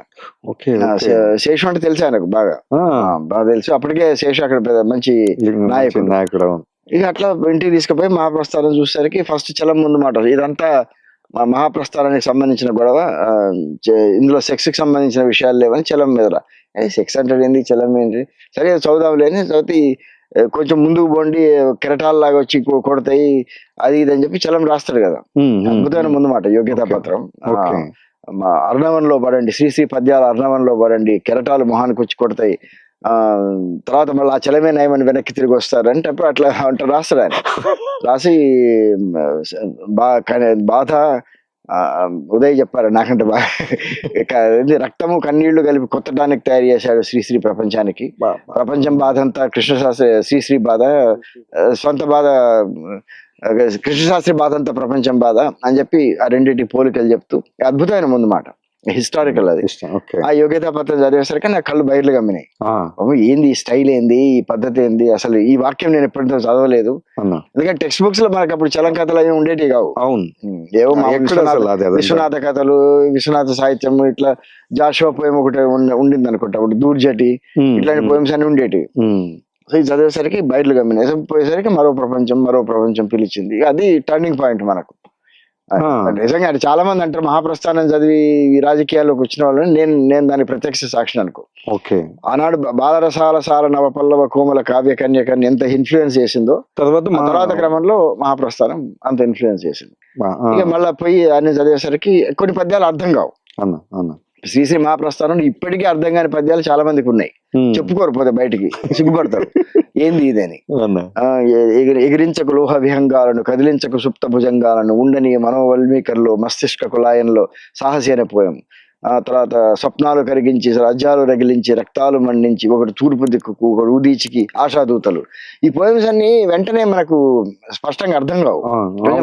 అనుభవం రావాలి, దాన్ని అర్థం చేసుకోవాలి. అంటే అందులో శ్రీశ్రీ రకరకాల ఎక్స్పెరిమెంట్స్ చేసిండు మహాప్రస్థానం. అందుకే గొప్ప కావ్యం అయింది అది.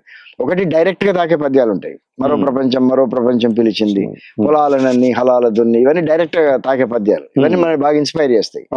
వాటిలో మీనింగ్ అర్థం కాక ముందే వాటి సౌందర్యం, వాటి శబ్ద సౌందర్యం, సంగీతం అది మనల్ని బాగా పట్టుకుంటది. ఆ లయ ఇప్పటికీ నాకు శ్రీశ్రీ గుర్తున్నందుకు వేరే వాళ్ళకి గుర్తుండవు. అదే లయ వల్ల గుర్తుంటాయి మెల్లమెల్లగా, కానీ ఇది వెంటనే చెప్పగలుగుతాం, నోటుగా చెప్పగలుగుతుంటాం. అట్లా కొన్ని పద్యాలు అట్లా బలంగా తాకేటి, ఇంకొన్ని పద్యాలేమో కొంచెం ఆలోచించాలి. ఇప్పుడు యముని మహిషపు లోహ గంటలు మబ్బు చాటున ఖర్యల్మన్నాయి. అందులో ఏంటిది, యముడేంది, మహిషమేంది, గంటలు లోహ, ఇది ఏం మాట్లాడుతున్నాడు ఈయన. తర్వాత ఏంది, ఆది సూకర వేద వేద్యుడు గర్గురిస్తూ కోరసాచాడు అని ఇట్లా చెప్పుకుంటూ పోతాడు. ఇవన్నీ ఏంటంటే సప్రెస్డ్ ఇమేజెస్ అన్నమాట, సప్రెస్డ్ క్యారెక్టర్స్. యముని మహిషం దున్నపోతు, అది యముని మీదనే తిరగబడ్డది. అది అట్లా చెప్పుకుంటూ పోతాడు కదా. లాస్ట్ కి పుడమి తల్లికి పురిటి నొప్పులు కొత్త సృష్టిని స్ఫురింపించాయంటే అప్పుడు అర్థమవుతుంది మనకు, ఓ ఇది కొత్త సృష్టి, కొత్త దాని కొత్త ప్రపంచం పుడుతోంది, లేకపోతే కొత్త సమాజం వస్తుంది. అందుకని అణిచివేయబడ్డ వాళ్ళంతా అణిచివేస్తున్న వాళ్ళ మీద తిరగబడుతున్నారు. ఓకే. అందుకని అట్లా ఇమేజెస్ అంటే కొంచెం ఆలోచించాలి మనం. ఇప్పుడు అది డైరెక్ట్ గా చెప్పలేదు కాబట్టి కొంచెం అర్థం కాదు. ఇప్పుడు అదే యముని ఆ ఇమేజెస్ అన్ని మనం అర్థం చేసుకోవాలి. అది రివర్స్ అయిందంటే తర్వాత ఇప్పుడు భూతాన్ని యజ్ఞోపవీతాన్ని వైప్లవ్య గీత అన్నట్టు అట్లా భూతం అంటే భూతం పిశాచం అనుకున్నారు చాలా మంది. కాదు, అస్తిత్వం. భూతాన్ని యజ్ఞోపవీతాన్ని, యజ్ఞోపవీతం అంటే బాపనాయన కదా, కానీ దాన్ని డిక్షన్ మార్చిండు, దాన్ని రెవల్యూషనరైజ్ చేసిండు. వైప్లవ్య గీతాన్ని అన్నాడు మళ్ళా. అంటే ఇప్పుడు ఇవాళ నుంచి ఇవాళ చాలా మంది దళితులు, దళిత సాహిత్య నేపథ్యం నుంచి దాని నుంచి శ్రీశ్రీని తిడుతున్నారు. ఈయన బాపనోడు అవే పదాలు వాడిండు అవే, కానీ ఆనాటి కాంటెక్స్ట్ ఏంది? 1930s లో రాసిండు. అది రాసినప్పుడు అందరూ అదే వాతావరణము, అదే భావజాలం, అదే సాంస్కృతిక ఆధిపత్యం ఉన్న టైంలో దాన్ని ఉల్టా చేస్తున్నాడు. ఆ డిక్షన్ ఉల్టా చేస్తున్నాడు. యముని మహిషుని ఉల్టా చేసిండు. అట్లాగే వైప్లవ గీత యజ్ఞోపవీతాన్ని వైప్లవ గీతం చేసిండు. స్మరిస్తే పద్యం, మరిస్తే పాద్యం, అనల వేదిక ముందు అసర నైవేద్యం. ఆ పదాలన్నీ కొత్తగా, డిక్షన్ అంతా కొత్తగా ఉంది. అప్పటిదాకా ఎవరు అట్లా మాట్లాడలేదు.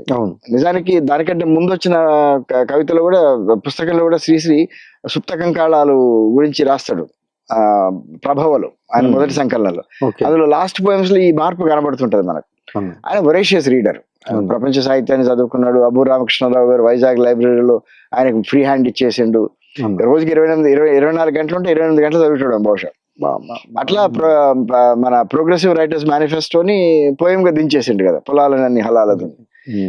తర్వాత కవిత అయితే చెప్పాల్సిన అవసరం లేదు. అది దాదాపు నోటికొచ్చి రోజు స్మరించుకునే పద్యమే, మొత్తం విశ్వరూపం కనబడుతుంది. అయితే కవితలో కూడా అర్థమయ్యేటి వెంటనే ఉంటాయి, అంత ఎంత ఈజీగా అర్థం కాని కూడా. ఇప్పుడు అగ్ని సరస్సున వికసించిన వజ్రం అంటాడు. ఏంటిది అగ్ని సరస్సున వికసించిన వజ్రం? ఎగిరే లోహస్యనం. ప్రపంచ యుద్ధం జరుగుతుంది, లోహ విమానాలు ఎగురుతున్నాయి పైన, అగ్ని సరస్సున వజ్రం వికసిస్తుంది, సోవియట్ రష్యా కొత్త సమాజం ఏర్పడింది. అట్లా మనం అన్వయించుకోవాలి, అర్థం చేసుకోవాలి. కాబట్టి అన్ని డైరెక్ట్ ఉండవు. అంటే మోడర్న్ పోయిటరీ ఇప్పుడు మీరు అంతకుముందు కవిత్వం చదువుతుందంటే అన్ని మనకు అర్థమైపోతాయి, లేదా పోలికలు ఉంటాయి. ఆమె ముఖం చంద్రబింబం వలె ఉండను. మన ప్రాచీన కవులు ఎంత అంటే దేవతలు కూడా అట్లా రకరకాలుగా పోల్చి చెప్పిండు అనుకో. లేకపోతే ఆమె నడుస్తుంటే గజగామినిలా ఉండను, ఇట్లా పోలికలు చెప్పాడు. శ్రీశ్రీ దాన్ని ముందుకు తీసుకుపోయి డైరెక్ట్ పోలిక కాకుండా మెటఫరికల్ గా చెప్తాడు. అంటే మనం దాన్ని అర్థం చేసుకోవడానికి కొంచెం కృషి చేయాలి. అది మోడర్న్ పోయిటరీ. ఇప్పుడు అగ్నిసరస్సును వికరించిన వజ్రం గాని, అట్లాగే దారి పక్క చెట్టు కింద ఆరిన కుంపటి విధాన, మళ్ళీ పోలికనే ఉంది అక్కడ. లాస్ట్ కి ఏమంటాడు అందులో, ఇది నా పాపం కాదని ఎగిరి వచ్చే ఎంగిలాకు అంటాడు.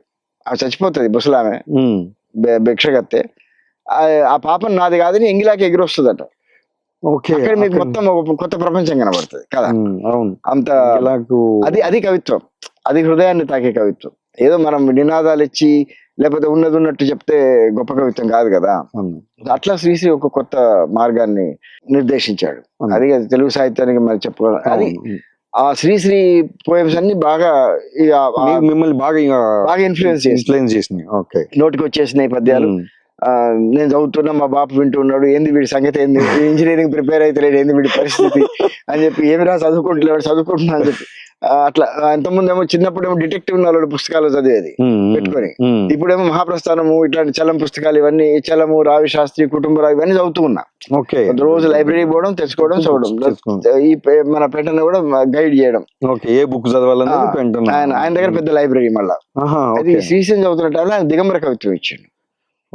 ఈ దిగంబర కవిత్వం నా మీద ఒక కొరడా దెబ్బ కొట్టింది. ఎందుకంటే 1965 నుంచి 1970 వరకు 69 వరకు ఉన్న సమాజం ఎంత కుళ్ళిపోయింది, ఎంత దుర్మార్గంగా ఉంది.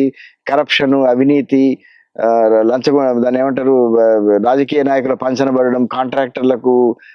ఇప్పుడు ఏదైతే జరుగుతుందో అది 65లోనే ఉండింది, భయంకరంగా ఉండింది. ఇప్పుడు ఇంకే కవిత్వం రాలేదు. అప్పుడు దిగంబర కవిత్వం రాసింది. వాళ్ళ కవిత్వాన్ని దిక్కులు అన్నారు. ఆ కవిత్వంలో ఇంకా ఎక్కడ కూడా మీకు ఎవరైనా చదివిన తర్వాత అనిపిస్తుంది అన్నమాట, నేను ఈ కవిత్వం రాయొచ్చు అనే ధైర్యం ఇస్తాడు. శ్రీశ్రీలా నువ్వు రాయలేవు, అవును, రాస్తే కూడా మనం తేలిపోతాం. ఎందుకంటే ఈ దిగంబర కవులు మనకు ఆ ధైర్యం ఇస్తారు. నన్ను ఎక్కడివ్వండి బోను అని శరబండరాజు పోయం. తర్వాత అదేంది, కలియుగం గ్రామఫోన్ రికార్డుపై గిరగిరా తిరుగుతున్న పిన్నును నేను, రాత్రి ఉదయిస్తున్న రవిని, దిగంబర కవిని అని చెప్పి మహాస్వప్న పోయం. మనుషులం కాదు ఇంకేదో పేరుంది మాకు, మహాస్వప్న. నగ్నముని అయితే బూతులు వాడండి చాలా చోట్ల, చాలా చోట్ల బూతులు వాడి, బట్ ఆయన ఉన్న పోయమ్స్ కూడా చాలా బలంగా ఉంటాయి. సో అట్లా మనకు సూర్యుడికి మధ్య అడ్డుగా నిలబడ్డ మబ్బుతునక పేరేమిటి నగ్నముని, అట్లా నీకు ఆ పోయం చదవగానే పోయి నేను రాయొచ్చు అనే ధైర్యం వచ్చేసింది నాకు. పోయం రాసేసిన, ఫస్ట్ పోయం రాసిన, దిగంబర కవిలాగానే రాసిన. ఓకే, దేవుణ్ణి తిట్టుకుంటా మొత్తం అప్పటికే నాస్తికత్వంలోకి వెళ్ళిపోయి దేవుని తిట్టుకుంటా పోయం రాసేసి నా బుక్ లో పెట్టుకొని పడుకున్నా. పొద్దున్న లేసరికి మా బాబు చూసిండు, బాబు చేతిలో బుక్ పోయం ఉన్నది. ఇక తిట్టిండు, ఏం రా ఇది, ఏం రాస్తున్నావు, ఏం చదువుతున్నావు, నువ్వు ఇంజనీరింగ్ ప్రిపేర్ కావాలి, ఇదేంటి నీ భవిష్యత్తు ఏంది అది అని చెప్పి. కానీ మొత్తం మీద ఆ పోయం తీసుకుపోయి మన పెంటన కూడా చూపించిన. అప్పుడు సిద్దిపేటలో ఇంకా మిగతా కవులు ఉండేవాళ్ళు, అంజయ్ అని, కే అంజయ్ అని, ఇప్పుడు ఈ జ్యోతికి అనుకుంటా రిపోర్టరు, సీనియర్ పోయెట్, అప్పటికే పుస్తకం వేసిండు ఆయన గీతాయుధం. ఆయన కవులు ఉండేవాళ్ళు, వాళ్ళందరికీ పోయి చూపించారు. నదినేసి దారెడ్డి సార్ ఇంకా సిద్దిపేటలో లేరు అప్పుడు యూనివర్సిటీలో రీసెర్చ్ స్కాలర్ ఉన్నాడు. ఓకే, సో తీసుకుపోయి చూపించేసరికి నువ్వు వాళ్ళలాగా రాస్తే నీ ప్రత్యేకత ఏముంటది, నువ్వు కొత్తగా రాయడానికి ప్రయత్నం చేయొచ్చు అనేది మొదటి సలహా. అది తీసుకొని అట్లా కవిత్వంలోకి ఎంటర్ అయిపోయి మెల్లమెల్లగా కవిత్వం రాస్తూ ముందుకు పోవడం. మీరు ఈ జేఎన్టీయూ రాకముందు జరిగినటువంటి ఇంజనీరింగ్ ప్రిపేర్ అవుతూ ఇంజనీరింగ్ ప్రిపేర్ కాకుండా చదివి శ్రీశ్రీ, కుటుంబరావు, దిగంబర కవులంతా అవపోషణ బట్టి అప్పుడు అజంతా పోయం లైబ్రరీలో పేపర్లో వచ్చి పెద్ద పోయం రోడ్లకు నమస్కారం అనే పోయం వచ్చింది. అది చదివి పులకించిపోయి అది ఎవరు చూడకుండా కట్ చేసి తీసుకొచ్చుకున్నా ఇంటికి లైబ్రరీ నుంచి. అంత ప్రేమ అన్నమాట కవిత్వం అంటే. అది ముఖ్యంగా పెంటన సహచర్యము, మిగతా సాహితీ మిత్రుల సహచర్యం. తర్వాత సిద్ధారెడ్డి సారు కలిసినాం రీసెర్చ్ క్లాసులకు వెళ్ళి. శివారెడ్డి సార్, ఈ శివారెడ్డి గారితో పరిచయం ఎలా జరిగింది మీకు? అంటే అది చెప్పే మీకు అదే మీరు ప్రిపరేషన్ టైంలో జరిగినటువంటి అంటే జేఎన్టీయూ ప్రయాణం ఎలా? జేఎన్టీయూ ప్రయాణం నిజానికి ఇంజనీరింగ్ ఎంట్రన్స్ రాయడానికి ముందు, ఎంసెట్ రాయడానికి ముందు ఐఐటి ఎంట్రన్స్ రాశాం. తనింది అది, ఏం ప్రిపేర్ కాలేదు కదా. అదే ఈ ప్రిపరేషన్ లో లేదు, ఏదో బ్రిలియంట్ ట్యూటోరియల్స్ అని ఎవరో ఫ్రెండ్ దగ్గర తీసుకొచ్చుకొని చదువుకున్నా కానీ అది చదవలే వాటిని. ఆనెస్ట్ చెప్పాలంటే చదవాలి. తర్వాత ఏదో ఎంసెట్ కన్నా రాయాలి, అది తనిందని తెలుసు. ఇప్పుడు ఇంజనీరింగ్ సీట్ కూడా రాకపోతే నా బ్రతికేంటి, కాబట్టి కొంచెం చూసుకున్నా. నాతో పాటు చదివిన ఆయన రామచంద్రారెడ్డి అని ఇప్పుడు లోపల ఉన్నాడు, పెద్ద నాయకుడు. అప్పుడు మనతో పాటు ఉండే, ప్రిపేర్ అయినా అన్నమాట. ఆయన మాట్లాడుతూ మరి బహుశా ఇది దీన్ని ఆఫ్ రికార్డ్ చేయాల్సి వస్తుందేమో. అయితే ఆయన కూడా పాపం ఇంజనీరింగ్ ఎంట్రన్స్ రాలేదు, నేనే చెడగొట్టిన అంటున్నా బహుశా ఆయన ఈ పుస్తకాలు. ఇద్దరు అట్లా చదువుకునేది, కానీ మంచి మిత్రుడు. తర్వాత లా చేశాడు ఔరంగాబాద్ లో. తర్వాత టీచర్ గా ఏపీటీఎఫ్ లో అంతా పనిచేసాడు. నేను మొత్తం మీద ఎంసెట్ లో ర్యాంక్ వచ్చింది.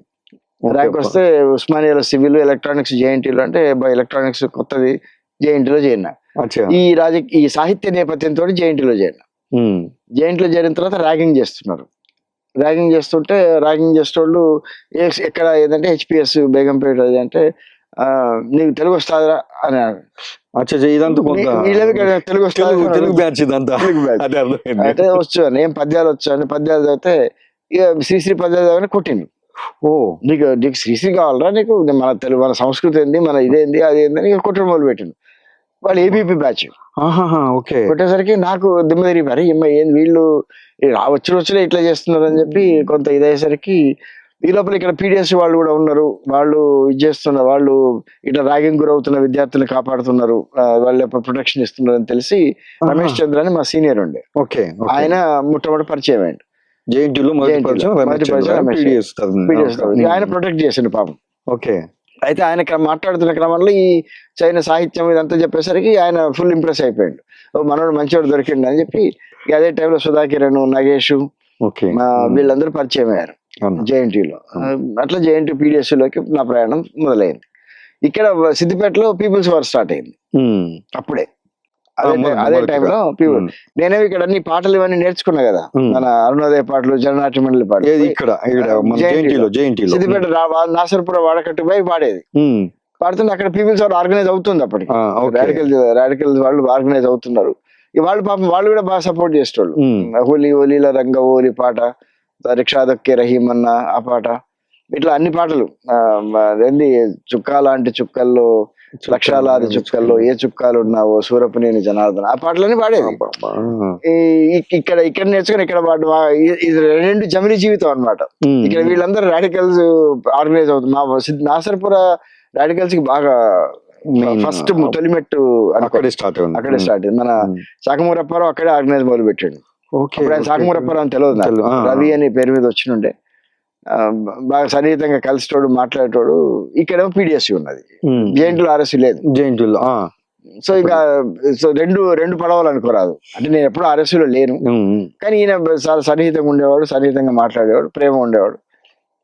ఈయనకు డిస్కషన్స్ అక్కడ డిస్కషన్స్ మొత్తం పిడిఎస్సీలో బలంగా నా ప్రారంభం మొదలైంది. జేఎన్టీయూలో పిడిఎస్సీలో మీరు మొదటి కవిత రాశారు కదా, ఆ కవితా పంక్తులు మాకు కొంచెం ఏమన్నా గుర్తుంటే జనంతో జెండాలతో రాసినట్టున్నాను నేను. ఫస్ట్ పోయాము అది అగ్నిపూల్ అనే పత్రికలో వచ్చయింది. అగ్నిపూల్. మేము జనంతో నడుస్తున్నాం, మేము జెండాలతో నడుస్తున్నాం, మేము శ్మశానాల మీదుగా నడుస్తున్నాం, మేము సమాధుల మీదుగా నడుస్తున్నాం, మేము కొత్త ఉదయం కోసం నడుస్తున్నాం అని ఏదో పోయం ఉంటది. పూర్తి గుర్తులేదు. అది మొదటి పోయం వచ్చయింది.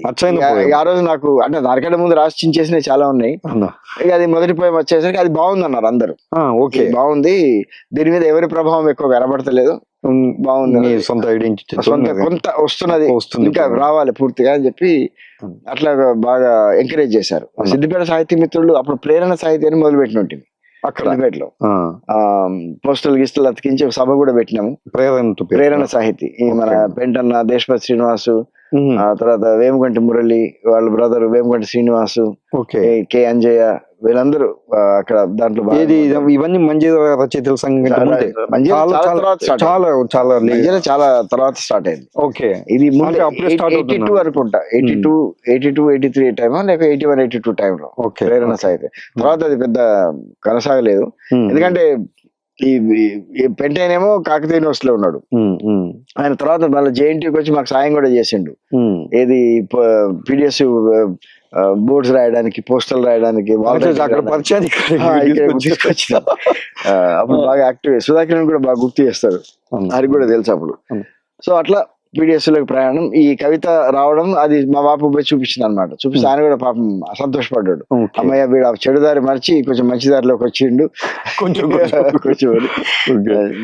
అది కలవల కలమేగంలో ఉంది ఆ పోయము. అన్న అది మాట్లాడదాం. అది ఇప్పుడు జేఎన్టీయూలోకి మీ ప్రయాణం వచ్చిన తర్వాత మీరు ఈ విప్లవ సాహిత్యంలోకి కానీ విప్లవ పార్టీలోకి కానీ, మీకు అప్పుడు పీడిఎస్యు ఈ వీటి వెనకాల ఇది ఒక సంఘం ఉంది, ఒక విప్లవ కమ్యూనిస్ట్ పార్టీ ఉంది, ఈ కమ్యూనిస్ట్ పార్టీ అందులో మేము పనిచేస్తున్నాం అనే ఎరకతోనే ఏమన్నా పనిచేశారా, లేకపోతే ఇది విద్యార్థి సంఘమే అనుకుని ఏమన్నా పనిచేశారా? అప్పటికి అవగాహన ఏమన్నా అంటే ఎంత మెచ్యూరిటీగా ఉంది? లేదు నిజానికి మంచి ప్రశ్న ఇది విద్యార్థి సంఘంతో పనిచేయడం అనేది బహుశా ఈ సాహిత్య నేపథ్యం నుంచి రావడం. నేను సాహిత్యం నుంచి రాజకీయాల్లోకి వచ్చాను. అవును, అందుకని రాజకీయాలు మారినా నా నేపథ్యం మారలేదు. అందుకని నాకు ఇప్పటికీ కూడా భవిష్యత్తు మీద ఆశ, శ్రామిక ప్రజల పట్ల లేకపోతే అణచివేయబడ్డ వాళ్ళ పట్ల ప్రేమ అవన్నీ ఉన్నాయి. ఇంకా ఆ దృక్పథం మారలే. సమాజం మారాలి. సాహిత్యంలో జీవితం చూస్తున్నాం. వచ్చిన తర్వాత పీడిఎస్ లో పనిచేస్తున్న క్రమంలో ఈ రమేష్ చంద్ర వీళ్ళందరూ, అప్పుడు చరబండరావు చనిపోయిండు. ఆ ఊరేగింపుకి తీసుకుపోయిండు నన్ను. గాంధీ హాస్పిటల్ చనిపోయిండు ఆయన. బహుశా అప్పటికి నువ్వు పుట్టిండవు, 83 అనుకుంటా, 82 1 year boy. 82లో చరమండరావు చనిపోయాడు. గాంధీ హాస్పిటల్ క్యాన్సర్ తో పోరాడుతూ పెద్ద ఊరేగింపు, అప్పుడు బ్రహ్మాండ ఊరేగింపు. ఆ ఊరేగింపు పోయినాం, నినాదాలు. అప్పటికే చరబండరాజు కవితలన్నీ నాకు నోటుకొచ్చు. కొండలు పగలేసినాం, మాకు చిన్నప్పుడు మామూలు పాటలు ఇంకా చాలా కూడా, యువతరమా ఇదే అతను కదిలిరమ్ము, ఈ మట్టిని తలుచుకుని విప్లవాలు లేస్తున్నాయి, ఇరుపెక్కిన ఈ మట్టికి మానెత్తుటి లాల్ సలాం. చరబండరాజు గొప్ప కవి కదా, అవన్నీ మాకు బాగా అవన్నీ నినాదాలు ఆ రోజు. అది గొప్ప ఇన్ఫ్లుయెన్స్ నాకు. చరబండరాజు యాత్ర తర్వాత సభ జరిగింది సరస్వతి పరిషత్ హాల్లో. అప్పుడు వీళ్ళందరూ కన్నబ్రాండ్ సారు, తర్వాత గద్దరు, వీళ్ళందరూ మాభూమి సంధ్య, వీళ్ళందరూ ఆ మీటింగ్ లో పాల్గొనడం. చిన్నపిల్లలు 82 అంటే నాకు ఐ వాజ్ 17 years. 17 ఏళ్ళు. 17 ఏళ్ళలోకి ఇంజనీరింగ్ వచ్చినాం కదా. అది బాగా అప్పుడు బాగా ముద్రేస్తాయి ఇవన్నీ. ఇప్పటికీ కూడా గుర్తుంటాయి. నేను చెప్పిన కదా, వరి ముగ్గుల మంచు బిందువు లాగా ఇప్పటికీ గుర్తుండే ఇవన్నమాట. అవును. సో అప్పటికి మాకు ఇంకా దీని వెనక విప్లవ పార్టీ ఉంటే, విప్లవ రాజకీయాలు ఉంటే అని తెలియదు. ప్రగతిశీల విద్యార్థి సంఘం అంటే సమాజంలో మార్పు కోరుకుని రాజకీయ విద్యార్థులు ఈ సంఘంగా ఏర్పడ్డారు, దాంతో నేను పనిచేస్తున్నా అనే అవగాహన మాత్రమే ఉంది. ఆడ వెంటనే కూడా చెప్తున్నాడు, ఆయన కూడా పీడిఎస్ లో ఉన్నది ఇదని. క్రమక్రమంగా నాగభూషణ్ పట్నాయక్ ఉరిశిక్ష రద్దప్పుడు ఠాగూర్ ఆడిటర్ లో ఒక మీటింగ్ పెట్టారు ఉస్మాన్ యూనివర్సిటీలో. అక్కడ మిగతా వాళ్ళు ఈ ప్రదీప్ సారు, అరుణోదయ రామారావు వీళ్ళందరూ అక్కడ పరిచయం అయ్యారు నాకు. ఫస్ట్ రామారావు నన్ను చూసింది అక్కడనే అనమాట. ఆ సభకు పోయినాం. ఠాగూర్ ఆడిటర్ సభకు గద్దర్ వచ్చిండు, రామారావు వచ్చిండు. రామారావు అన్నమరుడు, ఉయ్యాలో చంపాల పాటలు, కాశీపతి సార్ ఉపన్యాసం, ఇక అవన్నీ ఒక ఊపు అనమాట. కాశీపతి సార్ ఉపన్యాసం అంటే పెద్ద ఇది కదా, ప్రవాహం అది. ఇవన్నీ బాగా ఇన్ఫ్లుయెన్స్ చేస్తున్నాయి. ఇక తర్వాత మెల్లమెల్లగా ఏంటంటే దీని వెనక విప్లవ రాజకీయాలు, సమాజాన్ని సమూలంగా మార్చాలి, రాజ్యాధికారం శ్రామిక ప్రజలకు రావాలని విప్లవ రాజకీయాలు ఉన్నాయి అనేది అర్థమవుతున్నది. క్రమక్రమేణా అప్పుడు మార్క్సిజం, లెనినిజం ఏంటిది, వీటి నేపథ్యం ఏంది చదవడం మొదలు పెట్టినాం. అప్పటిదాకా సాహిత్యం చదువుకున్నాం. నాకు సాహిత్యం చదువుతున్నప్పుడు ఇవన్నీ ఉన్నాయని తెలియదు. ఇక తర్వాత ఇక్కడికి వచ్చిన తర్వాత విశాలాంధ్ర బుక్ హౌస్ అని ఉండేది సుల్తాన్ బజార్ లో. రష్యా నుంచి పుస్తకాలు వచ్చేవి ₹2 రూపాయికి. ఇక అవన్నీ కొనుక్కురావడము. నా రూమ్ జేఎన్టీలో పెద్ద లైబ్రరీ లాగా ఉండేది. ఆ పుస్తకాలన్నీ అందరు తీసుకుపోయేటోళ్ళు, మళ్ళీ తెచ్చిపెట్టేవాళ్ళు. అప్పుడు శివారెడ్డి సార్తో పరిచయం పెరగడం, శివారెడ్డి సార్ కూడా ఈ కవిత్వం, ఈ రాజకీయాలు, ఈ ప్రాపంచిక దృక్పథం చెప్పడం. ప్రతిరోజు వివేకవర్ధని కాలేజీకి వెళ్ళేటండి. అయితే ఆయన దగ్గరికి పోతే ముందు ఆయన అడిగే ప్రశ్న పోయం ఉందా అని. ఫస్ట్ పోయం చదవాలి. సో కాబట్టి పోయం తీసుకుపోయేది, రాసేది రెగ్యులర్ గా, రాసి చదివి వినిపించడం. ఇంకా అట్లా ప్రయాణం కొనసాగుతుంది. నిజానికి సార్ని కూడా మా హాస్టల్ పిలిపించి ఉపన్యాసం ఇప్పించాం, పుస్తకం ఎందుకు చదవాలి అని. అది గొప్ప ఉపన్యాసం. అది ఇప్పటికీ గుర్తుపెట్టుకొని చెప్తూ ఉంటాడు ప్రతి చోట. చాలా మంది ఆ రోజు ఇన్ఫ్లుయెన్స్ అయ్యారు. దాని తర్వాత నా బుక్ షెల్ఫ్ చూస్తే ఏం లేవు, అందరు తీసుకుపోయారు సౌత్ కొన్ని. అట్లా మార్క్స్, ఎంగెల్స్, లెనిన్ చదవడం. నిజానికి నాకు సిద్ధాంత గ్రంథాలు అంత సీరియస్ గా ఎప్పుడు చదవలే. ఇంకా ఉద్యమంలోకి వచ్చి ఈ విప్లవ రాజకీయాలతో సంబంధాలు ఏర్పడుతున్నప్పుడు ఇదంత క్రమంలో ఈ పుస్తకాలు చదవడం, దాంతో విప్లవ రాజకీయాలతో మరి సన్నిహితం కావడం. విద్యార్థి సంఘం మాత్రమే కాదు, విద్యార్థి సంఘానికి అనుగుణంగా ఇంకా అనేక రకాల శ్రామిక వర్గ ప్రజల సంఘాలు ఉంటాయి. ఈ సంఘాలన్నిటికీ ఒక పార్టీ నాయకత్వం వహిస్తుంది. ఈ పార్టీ ప్రజల సమూహ వ్యవస్థ యొక్క సామూహిక మార్పు కోసం, సమూలమైన మార్పు కోసం కృషి చేస్తుంది. రాజ్యాధికారం రావాలంటే సాయుధ పోరాటం, ప్రతిఘటన పోరాటం, ఇవి మార్గాలు. నూతన ప్రజాస్వామ్య విప్లవం వర్ధిల్లాలి. ఇవన్నీ కూడా మెల్లమెల్లగా అర్థమవుతూ వచ్చినాయి. ఇవి అర్థమైన క్రమంలో మీకు మరి సాయుధ పోరాటము ద్వారానే రాజ్యాధికారం అనే కాన్సెప్ట్ మీకు అర్థమైన తర్వాత, అంటే ఇది మనకి ఏమైనా థ్రెట్ చేస్తుంది, దీని నుంచి వెళ్ళి మనం వెనక్కి జరుగుదాము అనే ఆలోచనలకు మీరు ఏమైనా వెళ్ళగలిగారు? అంటే అప్పటి వరకు ఇదన్నీ వెనకాల ఇవన్నీ ఉన్నాయని తెలియదు కదా మనకి. మామూలుగా ఏదో సాహిత్యం ఉంది, సరే పని చేసుకుంటూ పోతున్నాము, చదువుకుంటున్నాము, పని చేస్తున్నాము, తర్వాత ఇవన్నీ సమాజ స్థాపన అనేది ఒక కళగా మనం పని చేసుకుంటూ వెళ్తున్నాము. కానీ దీని వెనకాల మరి ఇంత థ్రెట్ ఉంది, పోలీసుల నుంచి వెళ్ళి, రాజ్యం నుంచి వెళ్ళి మనకి ఇట్లా ఉంటుంది, ఏదో ఒకటి ఉంటుంది, ప్రమాదం ఉంటుంది పొంచి ఉన్న తర్వాత మనకి ఏమన్నా దాని నుంచి వెనక్కి జరిగే ప్రయత్నం ఏమైనా చేశారా? నిజానికి ఆ టైం నిజాన్ని పిరికివాడిని నేను. నాకు ధైర్యం లేదు అన్న. చిన్నప్పటి నుంచి అదే వాతావరణం. మీరు చూస్తే అట్లా ధైర్యం లేదంటారు కానీ మీ రాతలు అట్లా నుంచి వచ్చినా కదా. సో నేను డైరెక్ట్ గా పోయి ఏదైనా కొట్టాటలో నిలబడాలంటే చాలా లేట్ గా పోయినా. ఫస్ట్ లో ఎందుకంటే ముందు వాళ్ళ ఏబీ వాళ్ళు కొట్టడం ఇదంతా కొంచెం నాకు భయాన్ని కలిగించినాయి. సో ఇప్పటికీ నేను పెద్ద ధైర్యవంతుడు అనుకోను. ఆబ్వియస్లీ రచనలో కానీ అది ఎక్కడ మనకి ఉండదు. ప్రజల ధైర్యం ఒకటి ఉంటది కదా. ప్రజలు సామూహికంగా విజయం సాధిస్తారు, శ్రామిక వర్గ ప్రజలు సామూహికంగా విజయం సాధిస్తారు, అణచివేయబడ్డ వాళ్ళు రేపు విజయం సాధిస్తారు అనే ఆ నమ్మకం ఒకటి మనకు ధైర్యాన్ని ఇస్తుంది. అదే జీవితాన్ని, నా జీవితంలో కూడా ఎన్ని కష్టాలు వచ్చినా ఆ ధైర్యం ఒకటి ఉంటది. ఎంత చీకటి అలుముకున్నా కానీ ఒక సన్నని వెలుగు రేఖ ఒకటి ఉంటుంది. నిజానికి ఇవాళ ప్రపంచ పరిస్థితి చాలా చీకటి వైపు నెట్టివేయబడుతున్నాం, కానీ ఇంకా వెలుతురు ఉన్నది. ఎక్కడో చోట మళ్ళీ మనం తిరిగి వస్తాం, తిరిగి లేస్తాం అనే ఆ భావన అవుతుంది. సో అట్లా పోతున్నప్పుడు ఈ పార్టీతో, ఈ మన పార్టీ నాయకులతో పరిచయాలు కావడము, తర్వాత ఉద్యమాలు గురించి నేర్చుకోవడం, ఇవన్నీ విన్న తర్వాత భయం కలగాలి. అప్పుడు డైరెక్ట్ సభల్లోకి, సమావేశాలు అప్పుడు ఏంటంటే నేను బాగా మాట్లాడేవాడిని కదా, మాట్లాడే అలవాటు ఉంది కదా. బీఈడి కాలేజీలో సభ అయితే నన్ను ఫస్ట్ స్పీకర్ గా పెట్టారు. First speaker. నేను అప్పటిదాకా ఎప్పుడు మాట్లాడలే. ఓకే. ఆ రోజు బాగా మాట్లాడినా. అంటే పీడిఎస్సీ నుంచి పీడిఎస్సీ నుంచి బీఈడి కాలేజీలో ఏదో సాహిత్య సభలో ఏదో కవిత్వం గురించి ఏదో మాట్లాడమన్నారు. ఓకే. ఇక ఆ రోజు దంచుకున్నా. దంచుకునేసరికి ఆల్రెడీ స్టేజ్ ఫియర్ పోయింది. లేదు. మా నాన్న పోటీలలో పాల్గొన్నారు. మా నాన్న పుణ్యం లేదు. ఓకే. స్టేజ్ ఫియర్ ఎప్పుడు లేదు. మాట్లాడేసరికి బాగా మాట్లాడుతున్నాడు అని చెప్పి ఇక వరుసగా నన్ను మీటింగ్స్ లో ఇన్వాల్వ్ చేయడం మొదలు పెట్టిండు. 83లో శ్రీశ్రీ చనిపోయాడు. ఓకే. శ్రీశ్రీ ఆయన కలుద్దామని నేను 4 డబ్బులు సమకూర్చుకుంటున్నా, మద్రాసుకు రైలు పోయి కలుద్దామని. నేను మా పెంట మొదటి ఇన్ఫ్లుయెన్స్ చేసిన గురువు సమానుడు కదా, మహానుభావుడు, ఏమంటారు ఏకలవ్య శిష్యుల టైపు. పోదామని అనుకుంటే ఈ లోపల అంత జూన్ 15, 83లో చనిపోయాడు. ఇక ఆ రోజు గొప్ప దుఃఖం. ఆ దుఃఖంతో ఫోకస్ పత్రికను రాసినాం, నేను కిరణ్ అందరం కలిసి. అది బాగా మా ఇంగ్లీష్ లెక్చరర్ కూడా చూసి చాలా బాగా రాశారు, ఎవరు రాశారు అని అడిగాడు. అంటే అప్పటికే నేను ఈ దీంట్లో ఉన్నాను తెలుసు. తర్వాత మేమే రాసినాం సార్ అంటే, బాగా రాశారు, చాలా బాగుంది, మంచి ట్రిబ్యూట్ ఇచ్చారు మహాకవికి, గొప్ప ట్రిబ్యూట్ అయ్యారండి. నిజానికి ఆయనకి ట్రిబ్యూట్ ఇవ్వడానికి ఆయన కవిత్వ వాక్యాలే వాడుకోవాల్సి వచ్చింది కదా. కవిని గణ గణమంగళ కళాకాల హలాహలిలో కరిగిపోతుంది కలిసిపోతుంది కానరాకే కదలిపోతుంది. ఆయన స్విన్బర్న్ కవికి రాస్తాడు. ఓకే. స్విన్బర్న్ అని ఏసీ స్విన్బర్న్ అని ఇంగ్లీష్ కవి, మన ఫ్రెంచ్ కవి ఉన్నాడు, ఆయనకు రాస్తాడు అనమాట. ఈయన రాసిండు. ఓకే. ఇంగ్లీష్ కవి సార్, ఫ్రెంచ్ కవి కాదు. ఆయనకు రాసిన ట్రిబ్యూట్ అది.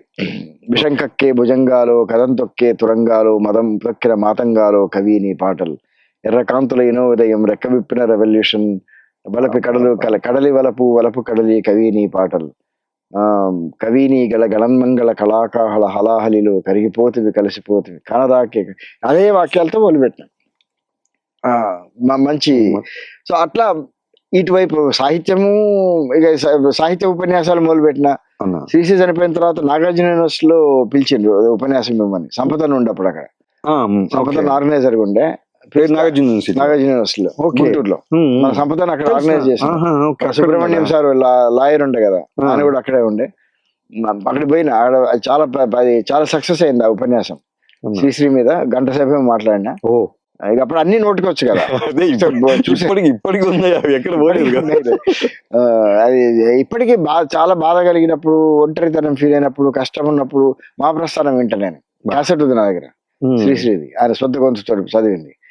బాగా చదివిండి ఆయన కూడా. అది వింటా. బాగా ఒంటరితనం, డిప్రెషన్ అట్లా ఉన్నప్పుడు ఆ టేప్ లో పడేస్తే అది పాడుతుంది. ఆయన పాటలు మొత్తం మహాప్రస్థానంతో చదువుతారు కదా. కవిత ఓ కవిత నా యువక అసలు నవపేసల సుమగీత వర్ణలో దగ్గర నుంచి అసలు జగన్నాథ రథ చక్రాలు, ఇవన్నీ కూడా బాగా ఇన్స్పిరేషన్. అంటే మనకి ఆ చీకట్లోంచి బయటికి తీసుకొస్తాయి, ఒంటరితనం నుంచి బయటికి తీసుకొస్తాయి. ఇంకా అట్లా చాలా మంది కవులు తీసుకొస్తారు. శివసాగర్ తీసుకొస్తాడు. ఇంకా చాలా మంది, శివారెడ్డి సార్ పోయిటరీ చదివినా అది ఉంటదు. వివి సార్ పోయిటరీ కూడా మనకు ఆ ధైర్యాన్ని ఇస్తుంది.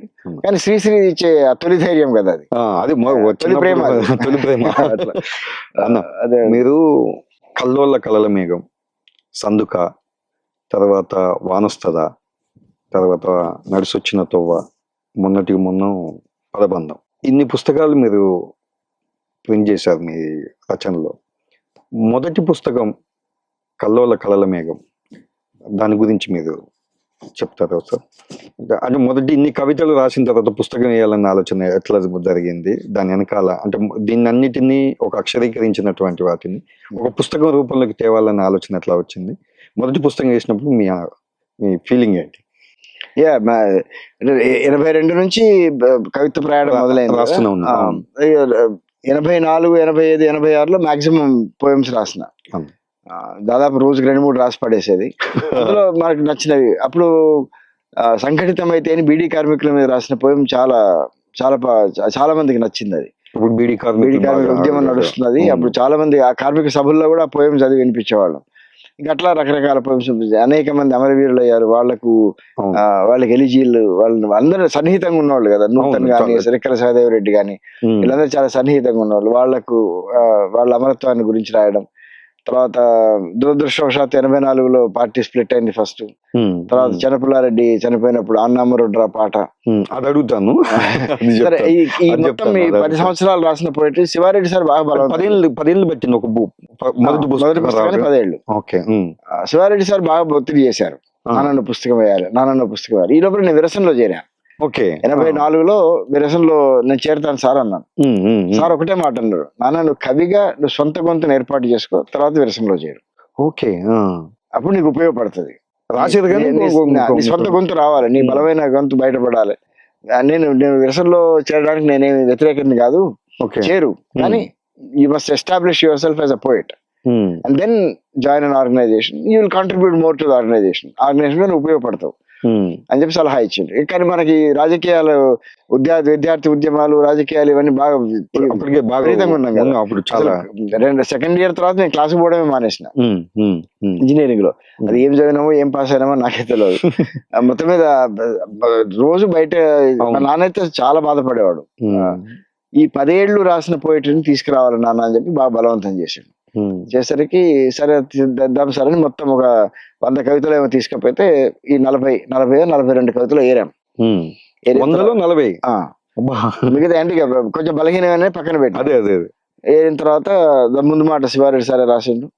తర్వాత వివి సార్ ముందు మాట రాసిండు. శివారెడ్డి సార్ ముందు మాట రాయడానికి టైం పట్టింది. ఆయన ముందు మాట రాసే లోపల ఇంకో 6 కవితలు రాసి యాడ్ చేసిన. అవును, ఆయన ముందు మాట రాయాలంటే అదే టైం పడుతుంది. కానీ ఇప్పటికీ ఉంది అది. కానీ మంచి 2 ముందు మాటలు చాలా బలంగా వచ్చినాయి. పుస్తకం కూడా అప్పుడు కల్లోల కళ్ళ మేఘం అని పేరు నేనే పెట్టుకున్నా. చాలా గొప్ప టైటిల్. పోయం పేరు అది. కరీంనగర్ జిల్లాలో దాన్ని ఏమంటారు, ఎలక్షన్ ప్రచారానికి వెళ్ళి ఉంటుంది. ఎన్కౌంటర్ జరుగుతున్నాయి. ఇంకోవైపు ఎన్వి కృష్ణయ్య పార్లమెంట్ సభ్యుడిగా ఎమ్మెల్యేగా ఎన్నికైండు, పార్లమెంట్ సభ్యుడిగా ఎన్నికవుతా. అప్పుడు పోతున్నప్పుడు చూస్తున్నాం ఎట్లా పోలీసులు జనాన్ని టార్చర్ చేస్తున్నారు, చంపుతున్నారు. ఇదంతా దాని మీద పోయం రాసి బాగా నిర్బంధం ఉంది. ఆ పోయమే కల్లోల కళ్ళ మేఘం. కల్లోల కళ్ళ మేఘం అంటే కరీంనగర్ జిల్లానే. అదే నేపథ్యం. ఇది బాగుంది నాన్న, ఈ పోయం మీ పేరు పెట్టేద్దామన్నారు, పెట్టేసినాం. ఇక కవర్ పేజీ కావాలి. కవర్ పేజీ కావాలంటే వెతుకుతున్న సందర్భంలో రమా మెల్కోట మేడం నాకు బాగా సన్నిహితురాలు. సో మేడం కూడా చూపించండి నా పోయమ్స్ అన్ని. చూపిస్తుంటే బాగున్నాయి చాలా అని చెప్పి పుస్తకం వేస్తున్నా మేడం ఇట్లా కల్లోల కళ్ళమేమో అంటే, లక్ష్మగౌడ్ దగ్గరికి వెళ్ళు, నా పేరు చెప్పు, నీకు కవర్ పేజ్ ఇస్తానండి. నాకు తెలియదు నిజానికి. ఇవాళ లక్ష్మగౌడ్ సార్ అంటే ఒక గొప్ప ఆర్టిస్ట్. ఆయన ఎవరికి అందరూ అనే ఎత్తులో ఉంటాడు ఆయన. నేను సీరియస్ పుస్తకం పట్టుకొని పోయిటరీ పట్టుకొని పోయినా. బట్ ఏమిరా ఏమొచ్చినావు బాబు, చాలా ఫ్రెండ్లీ, చాలా ప్రేమగా. రమా మేడం పంపించింది. రమా మేడం పంపించిందా, ఏంటి కవిత్వానికి పుస్తకము మన ముందు చిత్రం కావాలంటే చూద్దాం కవిత్వం అని తీసుకుని ఒక 1 వారం రోజుల తర్వాత రా అన్నాడు. సరే 1 వారం రోజుల తర్వాత టెన్షన్గా పోయేసరికి బాగుందిరా అబ్బాయి నీ కవిత్వం, బాగుందిరా అని చెప్పి కవర్ పేజ్ ఇచ్చాడు. అద్భుతమైన కవర్ పేజ్ అది. అవును, తెలంగాణ తల్లి కొడుకుని పట్టుకుని ఆ పోయం అది చూసి మళ్ళీ ఇంకో పోయం రాసిన. అది ఆ 2 కవర్ పేజీ ఆ పోయం 2 ఆంధ్రజ్యోతిలో అప్పుడు పెద్ద ఎత్తున ప్రచురించారు. కవర్ పేజ్ చూసి కవిత్వం వచ్చింది. అది చాలా బలమైన పోయం కూడా అది. ఇప్పుడు నోటికి నాకు గుర్తులేదు కానీ తెలంగాణ తల్లికి అప్పుడు తెలంగాణ తల్లి అనే అవగాహన వచ్చింది మనకి అప్పుడే. ఇంకా తెలంగాణ తల్లి బిడ్డలే అమరవీరులు అవుతుందని. సో ఆ పుస్తకం ప్రచురించడం మన చిక్కడపల్లి సిటీ సెంట్రల్ లైబ్రరీలో అక్కడ ఆవిష్కరణ జరిగింది. శివారెడ్డి సార్, విమలక్క వీళ్ళందరూ ఉన్నారు. ఒక మంచి బలమైన సంకలనంగా వచ్చింది. ఇంకా ఫ్రీవర్స్ ఫ్రంట్ అవార్డు రావడం దానికి ఇంకా బలాన్ని ఇచ్చింది. ఎందుకంటే ఫ్రీవర్స్ ఫ్రంట్ చాలా నాన్ ప్రాఫిట్, నాన్ కమిట్, దేనికి కూడా అనుబంధ సంస్థ కాదు, ఏ ప్రభుత్వానికి ఎవరికి. శీలా వీర్రాజు గారు కుందుర్తి పేరు మీద దాన్ని నడుపుతున్నారు. శీలా వీర్రాజు గారు కుందుర్తి వాళ్ళ అబ్బాయి సత్యమూర్తి గారు. శీలా వీర్రాజు గారు ఒకసారి మా ఇంటికి మెహదీపట్నంలో ఉంటే వచ్చేసి పొద్దున్నే వచ్చారు, తలుపు తట్టారు. శీలా వీర్రాజు గారు నాగేశ్వరం శంకరం సారు. నాగేశ్వరం శంకరం సార్ కూడా అప్పుడు బాగా ఇష్టపడేవారు నన్ను. ఇప్పటికి ఇష్టపడతారు, కలిసినప్పుడు చాలా ప్రేమ చేస్తారు. వచ్చేసి ఇట్లా నీ పుస్తకం దీనికి కల్లోల కళ ఫ్రీవర్స్ అవార్డు వచ్చింది, నువ్వు విరసం మెంబర్వి, మరి నువ్వు స్వీకరించవా ఏ విషయం నాకు చెప్పు, చెప్తే మేము అనౌన్స్ చేస్తాం. ఎందుకంటే మేము అనౌన్స్ చేసిన తర్వాత నువ్వు రిజెక్ట్ చేస్తే అది నాకు బాగుండదు, మాకు సంస్థకు బాగుండదు అంటే సరే సార్ అని చెప్పి విరసంలో పెట్టిన ఇట్లా అవార్డు ఇచ్చారు. ఇదాకా కొంచెం బాగా చర్చ జరిగింది. అవార్డులు తీసుకోవద్దు, తీసుకోవచ్చా, తీసుకోవద్దు అంటే నేను ఒకటే మాట అన్నా, వాళ్ళు కేవలం కవిత్వాన్ని చూసి ప్రేమగా వాళ్ళ సొంత డబ్బులతోటి ఏదో ఇస్తున్నారు. కుందుర్తి గారి పేరు మీద, కుందుర్తి కూడా వామపక్షవాదే, విప్లవ రాజకీయాల్ని సమర్థించిన వాడే. శీలా వీర్రాజు కూడా విప్లవ రాజకీయాలు సమర్థిస్తారు. వీళ్ళందరూ ఎక్కడ కూడా మనకు వ్యతిరేకంగా మాట్లాడలేదు. తీసుకోవడంలో తప్పు లేదనుకుంటున్నామని నేను అట్లా పెడితే మొత్తం ఒప్పుకున్నారు. ఫైనల్ గా ఒప్పుకున్న తర్వాత శీలా వీర్రాజు గారికి చెప్పేసరికి అది కూడా ఒక దాని ఏమంటారు, ఒక టర్నింగ్ పాయింట్ అయింది. అంటే మనకి ఎప్పుడు అవార్డుల కోసం రాయాలని అట్లేం అనుకోం కదా, అవార్డు కోసం కవిత్వం రాయాలని అసలు ఆలోచనే లేదు. అవార్డులు వస్తాయనేది కూడా అయితే శివారెడ్డి గారు చెప్పారు, నిజానికి వాళ్ళు మనకు తెలియకుండానే 3 జడ్జిలకు ఇస్తారట వాళ్ళు ఈ పుస్తకాలన్నీ. ఒకరి జడ్జికి ఒకరికి తెలియకుండా వాళ్ళు వచ్చిన మార్కులన్నీ తీసుకుంటారట. తీసుకొని 3 కన్సాలిడేట్ చేస్తారు. ఏ జడ్జి ఏది చూస్ చేసుకుంటే ఇంకోరికి తెలియదు. సీక్రెటివ్ గానే జరుగుతుంది ప్రాసెస్ అంతా. సో అట్లా 3 మీరే సెలెక్ట్ మాది వచ్చింది. అంటే ఒక జడ్జి పుస్తకానికి అవార్డు వచ్చింది.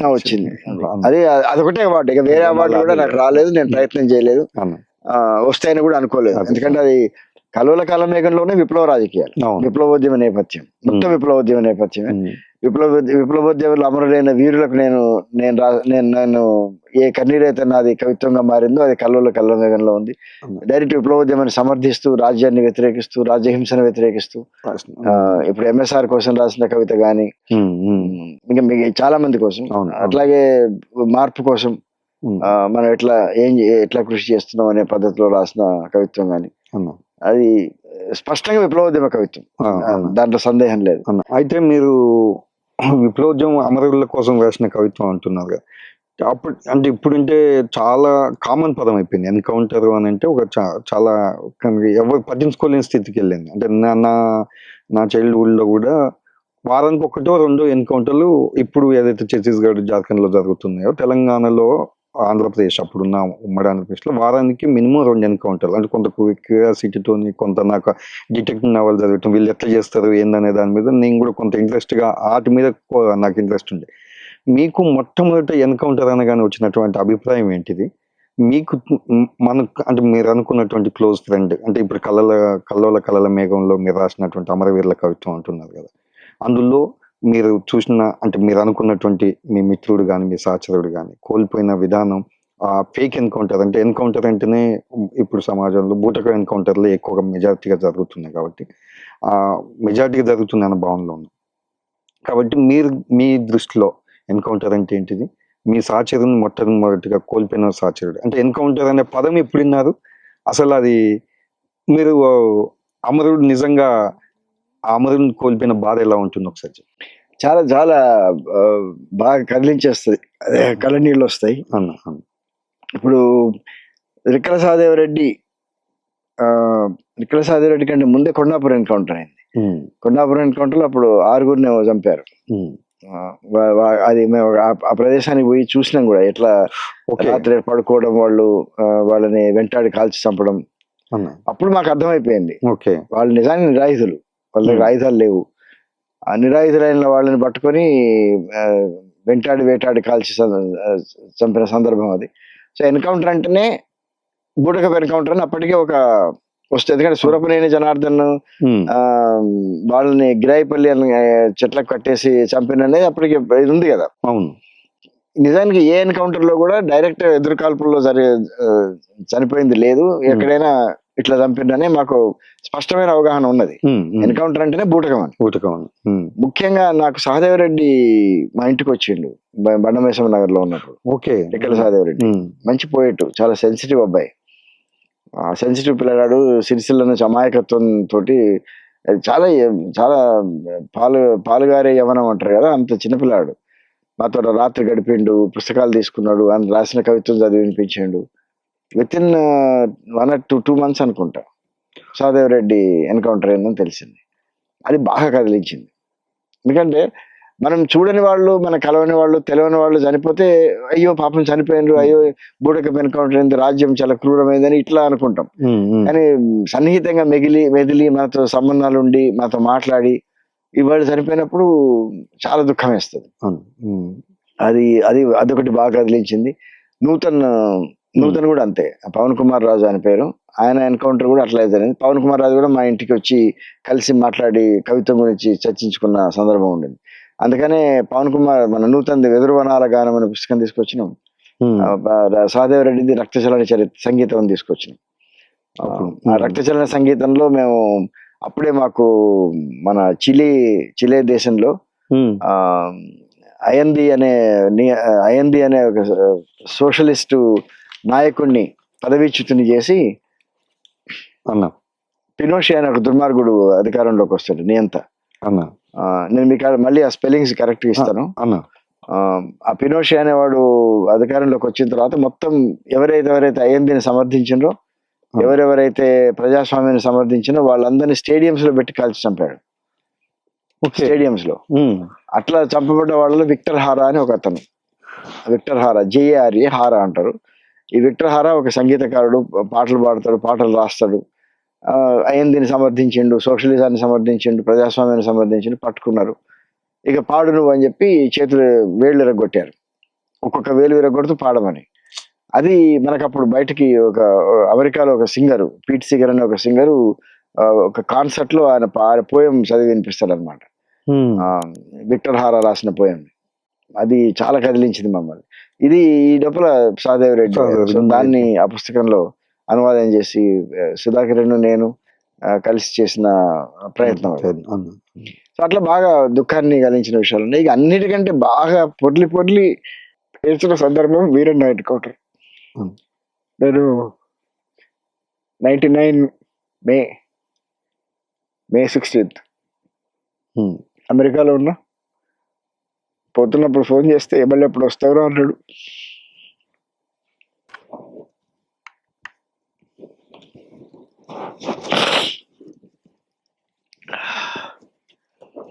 ఆ వార్త తెలిసి చాలా అసలు షాక్ లోంచి తెరుకోలే. మళ్ళీ ఆ చిన్న ప్రాణం భయంకరంగా చిత్రహింసలు పెట్టి గోర్లలో సూదులు గుచ్చి ఛాతి మీద చర్మాన్ని కాళ్ళు పెట్టి తొక్కి చాలా దుఃఖం కలిగింది. మారుతి వ్యాన్ లో ఉన్నదే తిని 3.5-4 ఫీట్ల మనిషి మారుతి వ్యాన్ లో కింద పడుకోబెట్టి బూట్ కాళ్ళ మీద పెట్టి తొక్కుకుంటా ఏం చెల్లి కరీంనగర్ దాకా అసలు టార్చర్. అది వింటున్నప్పుడు అది నేను ఇంటర్మీడియట్ ఎంసెట్ రాసి ఉన్నాను. అప్పుడు ఎంసెట్ రిజల్ట్ కోసం ఎదురు చూస్తున్నాను నేను ఆ టైంలో.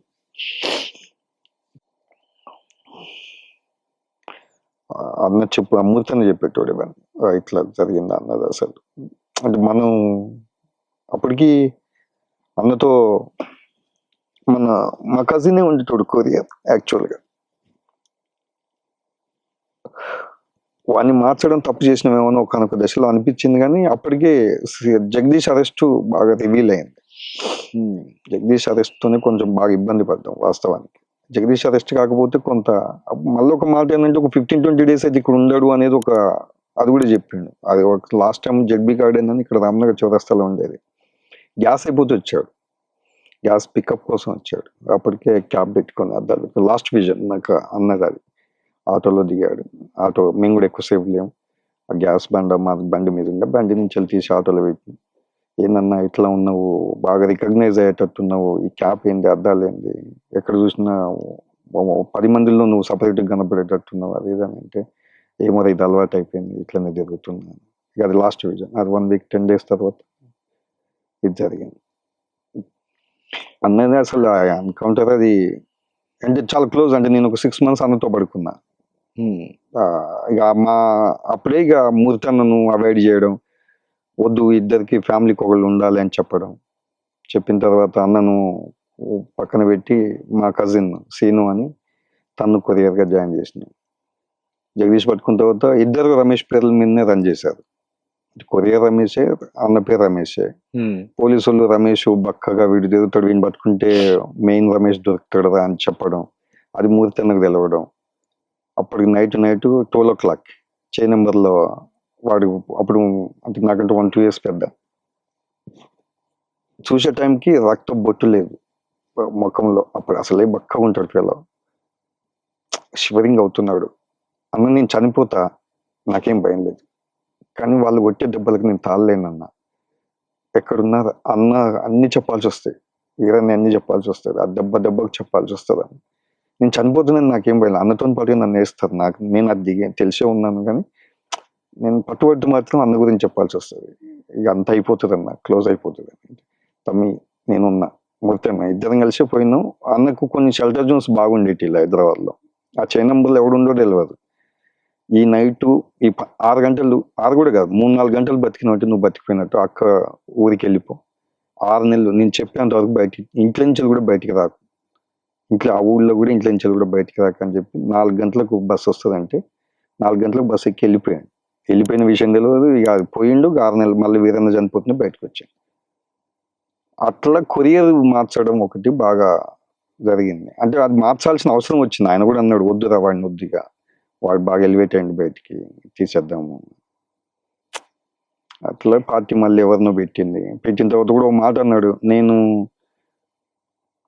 కేరళగా బయట నేను ఎంత టెక్ మెయింటైన్ చేయలేను సిటీలో ఎందుకంటే నాది వెల్ నోన్ ప్లేస్ అయిపోయింది ఆల్రెడీ తిరిగి ఉన్నా నేను ఫారెస్ట్కి వెళ్తే నన్ను దేవుని లెక్క చూసుకుంటారు వాళ్ళు కాలు కింద పెట్టుకుంటే నేను రాసుకుంటే నీకు పంపుతుందో కొట్టేసాయి నేను అక్కడనే ఉంటా ఈడ నా వల్ల కావట్లేదు ఎక్కడెక్కడి నుంచి ఎవడు వస్తాడో తెలుస్తలేదు ఇది చాలా నేను చేసిన కాడికి అప్పటికే ఎంఆర్పిఎస్ ఉద్యమం మాలా మాదిగ మధ్యన కాంట్రడిక్షన్స్ బాగా నడుస్తున్నాయి వెంకట్రావు సంథింగ్ మాలమ్మ నడికే వాళ్ళు ఉన్నారు ఆ టైంలో ఈ ఇప్పుడు కంటే ముందు ఒక ఆయన ఉన్నారు ఆయనను మందకృష్ణను కూర్చోబెట్టి వనస్లపురంలో ఏదో సిట్టింగ్ వేసినట్టు తెలిసింది తర్వాత అనగన్న కులాల ఐక్యదండ ద్వారా నిజాం కాలేజీలో 1,00,000 మందితో పెద్ద సభ అది దానికంటే వన్ మంత్ బిఫోర్ ఎన్కౌంటర్ అయింది ఈ మేజర్గా వీరన్న విషయంలో జరిగినాయి కులం ఒకటి తర్వాత తెలంగాణ అనగారిన కులాల ఐక్యదండ ద్వారా పేరు మీద ఒక పార్టీ ఎస్టాబ్లిష్మెంట్ చేయడం ఇవి మేజర్గా తనకి థ్రెట్కు ఎక్కువ కారణాలు ఏమని నేను అనుకుంటున్నాను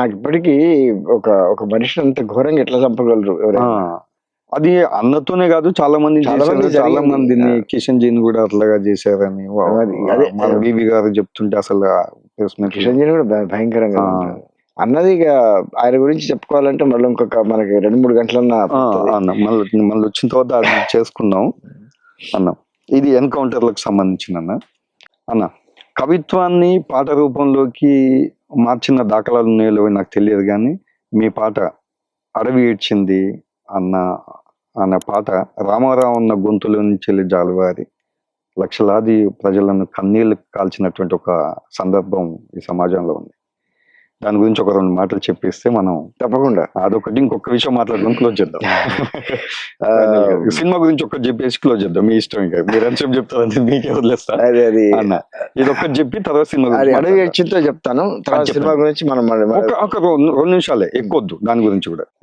చంద్రపుల్లారెడ్డి అప్పుడు మేము 84లో పార్టీ స్ప్లిట్ అయింది మేము చంద్రపుల్లారెడ్డి వైపు తీసుకున్నాం 84 నవంబర్లో చంద్రపుల్లారెడ్డి చనిపోయినట్టు తెలిసింది అన్న శ్రీశ్రీ ఎట్లాగైతే నాకు సాహిత్య గురువు సిపి రాజకీయ గురువు రచనలు అవి చదవడం అన్ని నిజాన్ని కలుద్దామని చాలా ప్రయత్నం చేసిన కానీ అవును మరి చాలా చిన్న వయసు 19 years 84లో నాకు పెద్ద ఊరేగింపు స్టార్ట్ అయింది రామారావు అన్న ముందున్నాడు నేను వెనక నడుస్తున్నా అన్న సిపిఆర్ అడవిలో చనిపోయింది కదా ఇప్పుడు అడవి అంతా ఏడుస్తుంటదేమో అని అన్నా నేను అనేసరికి అవును అడవంతా దుఃఖం ఏమైంది దాని ఎప్పుడు బయటికి రాలేదు లీగల్గా ఎప్పుడు లేడు లోపలనే చనిపోయిండు రాజ్యానికి ఎప్పుడు పట్టుబడలేదు అడవంతా దుఃఖిస్తుంటది అని అనుకుంటూ అడవి ఏడ్చింది అని ఏదో ఆ పెద్దన్న ఏడని అడవి ఏడ్చింది అని మొదలు పెట్టుకున్నాం నోట్లో అందుకని అప్పటికి పాటలు రాయలే నేను అదే నేను అనేది అదే ఇది కూడా పాట కాదు అనుకుంటా కవిత్వాన్ని అంటే ఏదో ఒక లయతో పాటు నడుస్తుంది అది వచన కవిత్వం కాకుండా లయతో పాటు వచన కవిత కూడా రాసిన సిపి మీద లయతో పాటు నడుస్తుంది అది నడుస్తున్న పదాలు పడుతున్నాయి నేను సిగరెట్ డొప్పల మీద రాసుకుంటూ పోతున్నా ఊరేగింపులు నడుచుకుంటున్నా నా ఊరేగింపు అయిపోయింది మన ఎక్కడ ఈ ఇప్పుడు ట్యాంక్ బండ్ దగ్గర జలవిహార అక్కడ మీటింగ్ పెద్ద ఎత్తున లక్షలాది మంది వచ్చిండ్రు మొత్తం రాష్ట్రాల నాయకులు అందరు వచ్చిండ్రు వచ్చి కూర్చున్నారు ఈ పాట నేను రామారావుతో అన్న ఈ ఊరేగింపులో ఒక పాట రాసిందే అన్న అంటే ఎప్పుడు రాస్తే అని చూపిస్తే అడవి ఏడ్చింది అని ఇట్లా ఉంటది కదా అనుకుంటే దానికి ట్యూన్ కడుతున్నాడు కాశీపతి సార్ ఉన్నాడు పక్కన. ఆ, మామూలుగా ఉయ్యాలో చంపాలా అన్న అది ఉయ్యాలో చంపాలా కాశీపతి సార్ రాసింది కదా. ఉమ్, ఈసారి కూడా సిపి మీద సిపికి కాశీపతి చాలా క్లోజ్. Okay okay. ఆయనే రాస్తాడని అనుకుంటున్నారు అందరు ఉమ్, పాట. ఉమ్. ఈయన వచ్చేసి పాట వచ్చేసింది, తయారైపోయింది, నేను పాడతా అంటాడు. ట్యూన్ వచ్చేసింది ట్యూన్ వచ్చేసింది అని ఆ, అని ఒకసారి పాడే అంటే కొంచెం పాడి అనిపించాడు. బాగుంది బాగుంది. ఈ లోపల చుట్టుపక్కల మసూన్ రాజు, ఈయన కేఆర్ లోపలే ఉన్నారు కూడా, మసూన్ రాజు, మధుమామ, ప్రదీప్ వీళ్ళందరూ ఉన్నారు. వాళ్ళందరూ బాగా వస్తుంది పాడేసే అన్నారు. ఆ. పోయింది స్టేజ్ మీద పాడేసాను. ఇక ఆయన రాగం ఇదంతా ఉంటుంది కదా, మామూలుగా కాదు అసలు. బ్రహ్మాండంగా మొత్తం అసలు పిన్ డ్రాప్ సైలెన్స్, జనాలు ఏడుస్తున్నారు. ఉమ్, అడవితో పాటు జనసముద్రం కూడా ఏడుస్తున్నది. అది అద్భుతంగా అనమాట. నేను నేనే నమ్మలేకపోయింది. నేను రాసిన పాటన అది కూడా ఇప్పుడు just half an hour 2-3 hours పట్టింది ఆ ఊరేగింపు. ఆ ఊరేగింపులో రాసిన పాటన అని నేనే ఆశ్చర్యపోయాను అనమాట. ఉమ్, అయిపోయిన తర్వాత పాట అంతా పాడినాక పిలిచిండు నన్ను స్టేజ్ మీదకి. ఈ ఈ పాట రాసింది ఎవరు అంటే ఈ 19 ఏళ్ల పిల్లగాడని నన్ను పిలిచిండు అన్నట్టు స్టేజ్ మీదకి. గొప్ప అనుభవం. అదే గొప్ప అనుభవం, చాలా గొప్ప అనుభవం. అంటే నిజానికి దాని తర్వాత 1-2 రాసిన పాటలు తప్ప ఎక్కువ రాయలేదు. అవును, అవును. కిట్టు మీద రాసిన తర్వాత అంతే, ఎక్కువ రాయలేదు. అన్న అది అన్న అదే గొప్ప ఇంకొక క్వశ్చన్ ఇక క్లోజ్ చేద్దాం అన్న. మలిదశ తెలంగాణ ఉద్యమంలో మారోజు వీరన్నతో మొదలైంది తెలంగాణ మహాసభ. తెలంగాణ మహాసభ సరే అదంతా స్టార్ట్ అయిన తర్వాత కేసీఆర్ తెలంగాణ రావడం ఇదంతా బాగానే ఉంది. ఇప్పుడున్న సమాజానికి తెలంగాణ వచ్చింది, సరే మన అస్తిత్వం మనకు వచ్చింది, నీళ్లు నిధులు నియామకాలు ఏం పంచుకున్నాం మనమే పంచుకుంటున్నాం, మనకే వస్తున్నాయి. సరే ఇదంతా పక్కన పెడితే సమస్త రంగాల్లో అన్ని ఆధిపత్యాల నుంచి వెళ్ళి తెలంగాణ విముక్తి అయింది. ఒక తెలంగాణ సినిమా నుంచి వెళ్ళి విముక్తి కాలేదు. తెలంగాణ సినిమాను ఏర్పాటు చేయకపోవడానికి కారణం ఏంటి? మీరు అట్లాగే మీరు కూడా తెలంగాణ ఉద్యమంలో తెలంగాణ డెవలప్మెంట్ ఫోరం, తర్వాత తేనా పేరు మీద, ఎన్ఆర్ అసోసియేషన్ మీద మీరు తెలంగాణ కోసం ఇక్కడ మేము ఎంత పోరాటం చేసామో అంతకు రెట్టింపులు మీరు ఎన్ఆర్ఐలుగా మీరు అక్కడ అమెరికాలో చాలా పెద్ద పోరాటం చేశారు. మీరు మనసు గంటలలో ఇప్పటికీ ఆ ఫోటోలు మాకు ఆ జ్ఞాపకాలుగా మిగులుస్తూ ఉంటాయి, మీ ఉద్యమ నిబద్ధత కొలమానాలుగా మిగులుతూ ఉంటాయి. ఇంత పోరాటం చేసిన తర్వాత ఎక్కడైతే వివక్షతను తొక్కివేయబడ్డదో, ఏ సామాజిక రంగం, ఏ సాంస్కృతిక రంగం ఈ తెలంగాణ సమాజం మీద దాడి చేసిందో ఆ సాంస్కృతిక రంగాన్ని ఇప్పటికీ విడగొట్టకపోవడానికి కారణం ఏంటిది? అంటే తెలంగాణ సినిమా తెలంగాణ సమాజానికి అవసరం ఉందా లేదా? తెలంగాణ సినిమా తప్పకుండా తెలంగాణ సమాజానికి అవసరము. అప్పుడు దాని గురించి కూడా చాలా మాట్లాడాం. నిజానికి ఎట్లా తెలుగు సినిమాలో తెలంగాణ ప్రజలు సెకండ్ రేట్ సిటిజన్స్ గా చూపించడము, వాళ్ళని వివక్షతో చూపించడం, ఇవన్నీ మనకి తెలుగు సినిమాలో నడుస్తూనే ఉన్నాయి. ఇప్పటికి కూడా అది నడుస్తూనే ఉన్నది. ఆ తెలంగాణకి తెలుగు సినిమాలో తెలంగాణ స్వభావము, తెలంగాణ రాజకీయాలు, లేకపోతే తెలంగాణ అస్తిత్వం రావాల్సిన అవసరం ఉందని చాలా బలంగా నమ్ముతూ ఉన్నా. దానికి ఇప్పటికీ ఏ ప్రభుత్వం కూడా, అటు కేసీఆర్ ప్రభుత్వం కానీ ఇప్పుడు బహుశా రేవంత్ ప్రభుత్వం కానీ దానికి ఎట్లా ఎటువంటి పాలసీ కానీ లేకపోతే ఎటువంటి దృక్పథం కానీ ఉన్నట్టు అనిపించట్లేదు. ఆ దృష్టితో కూడా చూడట్లేదు. ఇప్పుడు ఏమనుకుంటున్నాడు, ఒకటి ఏంటంటే సినిమా డబ్బుతో కూడుకున్న విషయం. కోట్ల ఇప్పుడు ఒక్కొక్క సినిమా 800 కోట్లు, 1000 కోట్లు, 600 కోట్లు, అసలు అవి వింటుంటే ఇక మామూలు వాళ్ళు సినిమాలు తీయలేరు అనే ఒక ఇది ఏర్పడుతుంది. కానీ అప్పటికి కూడా వీటన్నిటిని ఎదురెదుకుంటూ చిన్న సినిమా వస్తూ ఉన్నది. కానీ దానిలో ఏంటంటే క్వాలిటీ లేకపోవడం, లేకపోతే దాంట్లో బలం లేకపోవడం, చెప్పాల్సిన విషయాన్ని ఇంకా శక్తివంతంగా చెప్పలేకపోవడం, ఇవన్నీ ఉన్నప్పటికీ మంచి సినిమాలు వస్తూ ఉన్నాయి చిన్న సినిమాల్లో కూడా. అయితే తెలంగాణ గవర్నమెంట్ గానే ఒక సాంస్కృతిక పాలసీని సినిమా పట్ల తీసుకొచ్చి ఈ సినిమాల్ని, చిన్న సినిమాల్ని సినిమాలు ముఖ్యంగా 3 జరగాలి. ఒకటి, ఫండింగ్ ఏర్పాటు చేయాలి. ఇప్పుడు ఎన్ఎఫ్డిసి లాంటివి ఎట్లాగైతే ఏర్పాటు చేస్తుందో తెలంగాణ ఫిల్మ్ డెవలప్మెంట్ కార్పొరేషన్ తరఫున మంచి సినిమాలకు, మంచి ఔత్సాహికులకు, ముందుకు వచ్చిన వాళ్ళకు ఫండింగ్ ఏర్పాటు చేయడం. రెండోది, శిక్షణా తరగతులు. ఇవి చాలా ఇంపార్టెంట్. తెలంగాణకు చాలా బలమైన సాహిత్యం ఉన్నది, చాలా సంపద్వంతమైన సాహిత్యం ఉన్నది. ఆ సాహిత్యం వాళ్ళ తెలంగాణ దర్శకులకు తెలియదు, తెలంగాణ సినిమాలు తీసే వాళ్ళకి తెలియదు. ఆ సాహిత్యాన్ని పరిచయం చేస్తూ దాన్ని సినిమాగా ఎట్లా మలచవచ్చు, స్క్రిప్ట్ రైటింగ్ కానీ, స్టోరీ టెల్లింగ్ కానీ, సాంగ్స్ రైటింగ్ కానీ, సినారియో రైటింగ్ కానీ, డైరెక్షన్ కానీ, లేకపోతే ఫోటోగ్రఫీ కానీ, ఎడిటింగ్ కానీ, ఇట్లాంటి వాటిల్లో స్పష్టంగా శిక్షణ ఇస్తూ ఒక కళాశాల ఏర్పాటు చేయాలి. ఒక ఇన్స్టిట్యూట్. లేకపోతే ఇప్పటిదాకా ఎస్టాబ్లిష్ అయిన ఈ తెలుగు సినిమా అనే ముసలో. దాన్ని మనం ఎదుర్కోలేం. ఓకే. అదే ముసలో పోతుంటాం, దాన్ని ఎదుర్కోలేం. ఎదుర్కోవాలంటే ఒక కొత్తది ఏర్పాటు చేయాలి, అది చాలా అవసరం. మూడోది ఏంటంటే ఎవరైతే ఔత్సాహికులు ముందుకు వస్తున్నారో వాళ్ళకి ఈ శిక్షణ ఇస్తూనే, ఇప్పుడు నిజానికి తమిళనాడులో కానీ కేరళలో కానీ ఇండిపెండెంట్ ఫిల్మ్ మూవ్మెంట్ ఉండడం వల్లనే వాళ్ళు అక్కడ మంచి సినిమాలు సాధ్యమవుతుంది.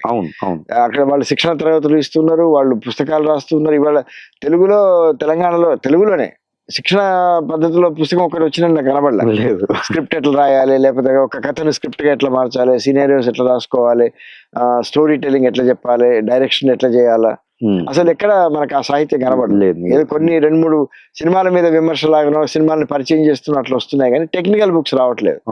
అవి తమిళనాడులో వచ్చినాయి, అట్లాగే కేరళలో కూడా వచ్చినాయి. కేరళలో అయితే ఇండిపెండెంట్ ఫిల్మ్ మూవ్మెంట్ బ్రహ్మాండంగా ఆదూర్ గోపాలకృష్ణన్, అరవిందన్ దగ్గర నుంచి స్టార్ట్ అయ్యి ఇవాళ మలయాళం సినిమాలు ప్రపంచవ్యాప్తంగా కూడా అవి చాలా తక్కువ బడ్జెట్ తో తీసినప్పటికీ కూడా ఉత్తమ సినిమాలు ఎందుకు ఉంటున్నాయి అంటే క్వాలిటీ ఉండడం. చెప్పిన కథలో కానీ, పద్ధతిలో, కంటెంట్ ఫామ్ లో కానీ క్వాలిటీ ఉండడం. అది మన దర్శకులకి, మన వాళ్ళంతా ఇప్పటికీ ఇప్పుడు యూట్యూబ్ లో షార్ట్ ఫిల్మ్స్ చేసేవాళ్ళు, లేకపోతే సినిమాలు చేసేవాళ్ళు ఇప్పటికీ మన తెలుగు సినిమా మూసలోనే ఉన్నారు, కానీ దాని నుంచి బయటపడి తెలంగాణ అస్తిత్వాన్ని వెతుక్కోవాలనే మూసలో లేరు. కొన్ని మంచి సినిమాలు వచ్చినాయి, ఇప్పుడు బలగం వచ్చింది, మల్లేశం వచ్చింది, ఇట్లాంటి మంచి సినిమాలు తెలంగాణ భాషకు సంబంధించి వచ్చినాయి, కానీ తెలంగాణ అస్తిత్వానికి సంబంధించి వచ్చినాయి. కానీ అది ఇంకా బలంగా రావాలి అంటే ఆ శిక్షణ అనేది చాలా అవసరం. అట్లాంటి ఒక కళాశాల కానీ లేకపోతే ఇన్స్టిట్యూట్ కానీ పెట్టి దాన్ని ప్రభుత్వమే దాన్ని పోషించి, లేదా దానికి ఫండింగ్ ఇచ్చి మంచి లెక్చరర్స్ ని, గెస్ట్ లెక్చరర్స్ ని ఇప్పించి ఒకటి సాంస్కృతిక దానిలా చేస్తే కనీసం కొంచెం ముందు పోయే అవకాశం ఉంటది. అది నేను అనుకోను. ఎందుకంటే లేకపోతే ఇంకోటి ఏంటంటే తెలంగాణకు ఉన్న ప్రత్యేకత డక్కనీ భాష. ఈ డక్కనీ భాషను మనం ప్రతిబింబించాలి. నిన్న మన మీటింగ్ లో కూడా అదే దాని గురించి, ఆ డక్కనీ భాషను గురించి ప్రతిబింబించాలంటే డక్కనీ సినిమా రావాలి. సో కేవలం తెలుగు సినిమానే అవసరం లేదు, డక్కనీ భాషలో వచ్చినా బాగుంటుంది. కానీ ఆ ప్రయత్నాన్ని ప్రత్యేకంగా ఒక ఉద్యమం లాగా చేయాలి. మన అస్తిత్వం కోసం మనం ఎట్లయితే పోరాడి నీళ్లు నియామకాలు తెచ్చుకున్నాం అనుకున్నామో, అట్లాగే ఆ సాంస్కృతిక అస్తిత్వాన్ని కూడా మనం తెచ్చుకోవాల్సిన అవసరం ఉంటుంది. నారాయణ స్వామి అన్న అదొక తరగని గని, ఓ ఎన్సైక్లోపీడియా. అది ఎంతసేపు ముచ్చట పెట్టుకున్నా అది వడవని ముచ్చట్లాగానే ఉంటుంది ఒక రకంగా చెప్పుకోవాలంటే. కానీ అన్న ఈసారికి ఇక్కడ క్లోజ్ చేసి మళ్ళీ వచ్చినప్పుడు ఈసారి ఒక 2-3 hours పాడ్కాస్ట్ లాగా పెట్టుకొని మనం వర్క్ చేద్దామన్నా. థ్యాంక్ యూ అన్న, thank you for your valuable suggestions and valuable interview to the society. ఇది మంచి ఇంటర్వ్యూ అవుతుందని నేను అనుకుంటున్నాను. నేను కూడా మీకు చాలా థ్యాంక్స్ చెప్పుకోవాలి. నిజానికి కళ్ళ మేఘ దగ్గరే ఆగిపోయాము. ఇంకా సందుకా ఉంది, వానస్తుదా ఉంది, సూచనతో ఉంది, పదబంధం ఉంది. అవన్నీ మళ్ళీ నాకు ఇష్టమైన నడుసొచ్చినతో ఉంది. అసలు అంటే కవిత్వాన్ని కొంచెం దూరమైన వివరంగా మాట్లాడుకుందాం. ఎందుకంటే సందుకలో నేను కళ్ళ నుంచి పూర్తిగా వేరుపడ్డా. ఆ భాష నుంచి, సంస్కృత పదబంధాల నుంచి, సమాసాల నుంచి బయటపడి తెలంగాణ భాష తీసుకురావడానికి ఆ సందుక పోయిటరీలో కూడా అవే ఉంటాయి. Thank you.